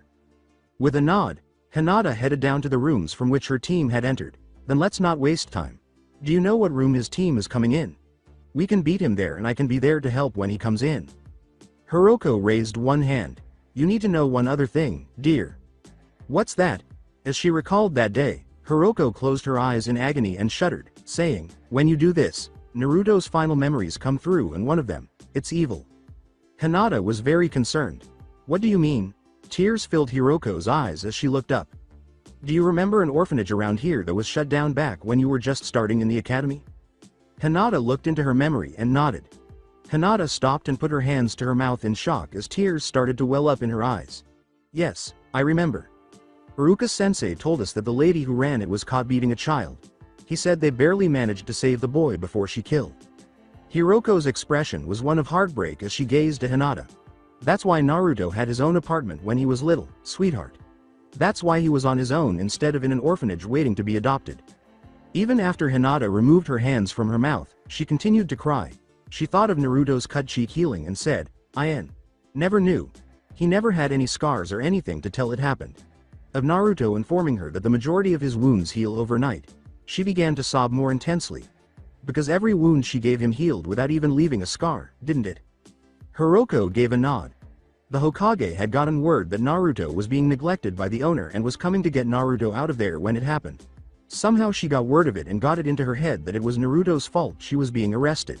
She was beating him with a bloody bamboo cane when the Hokage got there and Naruto was barely conscious. Hinata gave a back and forth shake of her head. This isn't possible. Through her tears, Hinata cried out, "Why? Why do that to him? What could he have possibly done to have deserved something so evil?" Hiroko gave the little girl a hug. Hiroko raised Hinata's chin to meet her eyes and said, "Nothing that he choose, Hinata. Naruto has been carrying a burden that I would not wish on my worst enemies. He's been carrying it every day since he was born and he'll carry it till the day he dies. If you do this, Hinata, if you become the Moon Sage, then you will have to carry that burden as well. You will get his worries, his pain, and his sorrow." Hiroko saw Hinata wipe the tears from his face and a fire ignite in his eyes. "I'll take it. I'll take it all. I'll take my time and heal every wound he's suffered from this village, until it's all nothing more than a bad dream. Till he can't even remember a time when he wasn't happy. Please, Miss Hiroko. Let me help him." Rika, in her human form, ran up to them with a worried expression on her face before Hiroko could say anything. "Lady Hiroko. We got the seal off Naruto, but his chakra is going out of control. We can't get near him." Hinata moved forward before Hiroko could say anything more. "Take me to him, please." Hinata was standing next to a hospital bed a little while later, where Naruto was sitting, barely conscious, with a field of chakra visible swirling around him. Hinata could hardly hear Iruka-sensei commenting on how Naruto had fallen to the ground in agony soon after his team had passed the test, or Sakura and Sasuke behind her demanding answers about what was happening to Naruto. When Hinata entered, Jiraiya had put up a barrier, making an effort to prevent the raging chakra from escaping. Ignoring them all, she approached Naruto. She found the chakra circling the room to be as refreshing as a summer breeze. She was being drawn in by it. Hinata took his hand in hers and covered his heart with the other when she was standing beside him. "It's okay, Naruto. I'm right here." She felt Naruto's chakra rush up her arm as she began to direct it into his hand. The warmth surged through her body instantly, more powerful than ever. Hinata could only feel the warmth pulsing through her as the world vanished. A smile appeared on Naruto's sleeping face as his chakra quickly subsided from a raging hurricane to a gentle breeze. Hinata grinned as she glanced down at him. She pressed her forehead against Naruto's and said, "You'll never be alone again, Naruto. I'll always be there for you." She sensed his mind opening to her, and the longer she maintained the chakra circle, the more she felt her chakra change. "I know this village has hurt you, Naruto, but you don't have to keep taking it alone. You don't have to hide behind a mask with me. I'll take your pain, Naruto. We are the Sun and Moon Sages, after all. We'll stand together against the world." The barriers enclosing Naruto's mind then collapsed, allowing Hinata to enter. At once, she was in a room that she could only describe as a skeleton. Every wall had big holes in it, and the walls were exposed and covered in cracked paint. She was seated on a filthy, discolored bed with dozens of rusted springs protruding from it and a flimsy blanket thrown on top. The only source of light in the room was a filthy brown window that was partially boarded up, and there was no dresser. Just a little heap of soiled clothes tossed into a corner. It appeared to be hell. Unable to control her body, Hinata found herself scanning the room. "I must be seeing through Naruto's eyes. This has to be his memory of the orphanage." Hinata was startled out of her reverie by a sensation. Hunger. She had never been more hungry in her life. As though she hadn't eaten in days. Was Naruto this ravenous all the time? When Naruto lifted his shirt to reveal his raging stomach, she had her answer. Hinata would have sobbed at what she saw if she had been able to. All that was left of Naruto was skin and bones.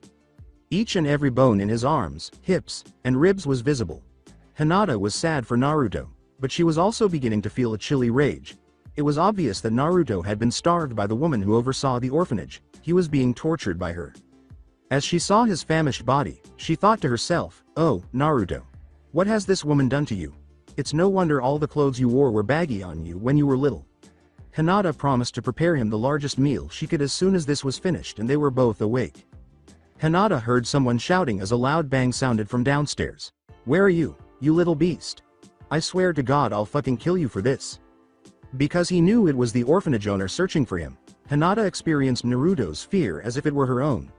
At the age of 6, hiding beneath the bed was the only way for Naruto to protect himself, even though he knew it was a pointless gesture. Hinata heard Naruto ask in a tiny, terrified voice, "What did I do? What did I do?" In an attempt to assist the young Naruto in any way she could, Hinata yelled at him, "Nothing, you didn't do anything, Naruto. This isn't your fault." Unfortunately, it was no more useful than shouting at a tape recording. The orphanage's owner, a slender scarecrow with wispy brown hair and sunken eyes, rushed in and pulled Naruto out from beneath the bed as the room's door kicked open. The woman threw Naruto to the ground and kicked him in the stomach, saying, "Don't pull this little kid bullshit with me, demon. You kill all those people and then you wanna cry?" causing him to lose his breath. Although Hinata was unable to feel the pain of the blow, she was able to sense Naruto's fear as he genuinely thought she was going to kill him. "Stop, you disgusting monster, stop." She kicked Naruto's hunched body again, but it didn't help at all. Then she bent down and grabbed him by the hair. "I could kill you and no one would care. Did you know that? No one would even miss you. Why the Hokage let you live this long is a mystery to even me, Fox." Before lowering a bamboo cane she had brought over her head with a sickening crack, she spat in his face and threw him to the ground once more. With each blow, Hinata heard flesh rip and bones break. She repeatedly hit Naruto until the cane turned red. Hinata found it intolerable. Naruto wanted to lead these people, right? Did he wish to assist these people? As the woman beat a nearly unconscious Naruto, Hinata saw tears in her eyes. "My son, my husband, you took them from me, Fox, and I'm supposed to help you find a home? Help you be happy?" Naruto was losing his vision. The edges of the world were growing darker, and it was getting more difficult to distinguish shapes. After the beatings ceased, Hinata witnessed Naruto being lifted off the ground and a man wearing a white robe and hat knocked the woman across the room. The vision was in a hospital bed. The next thing she knew, Naruto was connected to numerous devices. IV drips give him nutrients and fluids. His blood pressure and heart rate monitors beeped steadily, which in some way helped to soothe him. Hinata spoke to him in a calming tone, unable to stop her desire to assist Naruto in any way she could. "You're safe, Naruto. She won't hurt you anymore." A female doctor was heard outside the room conversing with a voice that could only be the Hokage's. "I've never seen anything like it, old man. He's been asleep for a week, but his system has been repairing itself without us doing anything. We've gone through more bags of nutrients than I can count because his body has been sucking them up to restore his body fat and muscle. It's like nothing happened to him at this point." The Hokage's soft voice conveyed his relief and exhaustion as he spoke. "Thank you for watching over him. I needed someone I can trust." The physician gave a nod. A loud sigh escaped from outside the door. "I owed Kushina that much, old man. But our deal still stands. I'm out of here tomorrow. I have to win some money after this crap. But let me know if the kid needs any more treatment after this and I'll come." "I will. I promise." "What happened to the bitch who did this?"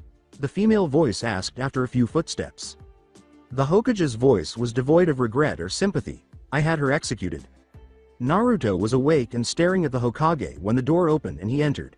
The old Hokage sighed and pulled a chair close to Naruto's bed, where he sat, feeling as though the weight of his age had suddenly fallen upon him. Naruto raised his beseeching gaze to the Hokage and posed a single, straightforward query. "What did I do wrong?" That obviously nearly brought the Hokage to tears, and he bent to embrace Naruto's frail body. The Hokage leaned back to meet Naruto's eyes as he repeatedly asked the question through tear-streaked eyes. "I'm sorry, Naruto. So sorry. I will help you through this, Naruto. Once a week, you and I are gonna spend some time talking together. I'll even buy you ramen when you get out. You'll get through this, Naruto. I promise." As the scene gradually changed to Ichiraku ramen, Naruto was working on his fifth bowl while the Hokage sat beside him, still only partially finished with his first. Naruto appeared considerably better. He was grinning as he ate his food, and his bones were no longer visible. He appeared somewhat older as well. In this memory, she estimated that he was around 7 years old. His throat was cleared by the Hokage. "Naruto, being Hokage is a serious responsibility and not just any ninja can do it. Are you sure this is what you want to do with your life?" With a sigh, Naruto drank the broth from his bowl. "Yep. You told me yourself that you became Hokage to protect the people you care about. I have people I want to protect, now." He began to count his fingers. "I want to protect you, Iruka-sensei, Mr. Ichiraku and Ayame. You have all been so nice to me, so I'll protect you with my life, I promise." The boy received a warm smile from the three people standing, but Hinata noticed something that they didn't. An aura of orange developed around Naruto. In the light of it, tiny suns and smiling foxes danced. and Hinata instantly realized that Naruto had woken up as the Sun Sage. At that moment, Hiroko must have been providing him with the procedure he required. Hinata smiled at the thought of her crush and remarked, "That's all it took, isn't it? All it took was a few people to care about you. You've been through so much that you'd protect those precious to you with everything you've got." Even though Naruto's past was terrible, Hinata understood that he was using it to advance. He was motivated to improve his future by the suffering of his past, making the most of his loneliness in order to value the friends and family he now had. However, there was still one question that needed to be addressed. Hinata shouted to the sky as the vision dimmed and she was left standing in a warm grassy field. What did he do to be treated so horribly? Tell me. Behind her, a deep, strong, and ancient voice said, "It's not what he did. Remember?" When Hinata turned around, she was completely stopped by what she saw. The nine-tailed fox was there, looming over her like a mountain in the center of the field. He gazed down at her solemnly as his 9 tails slowly waggled in the air around him. What was sealed up in him when he was born. So that's it for today. I hope you guys enjoyed it. Don't forget to like, share and subscribe to the channel for more awesome stories like this. Thank you. See you all in my next video.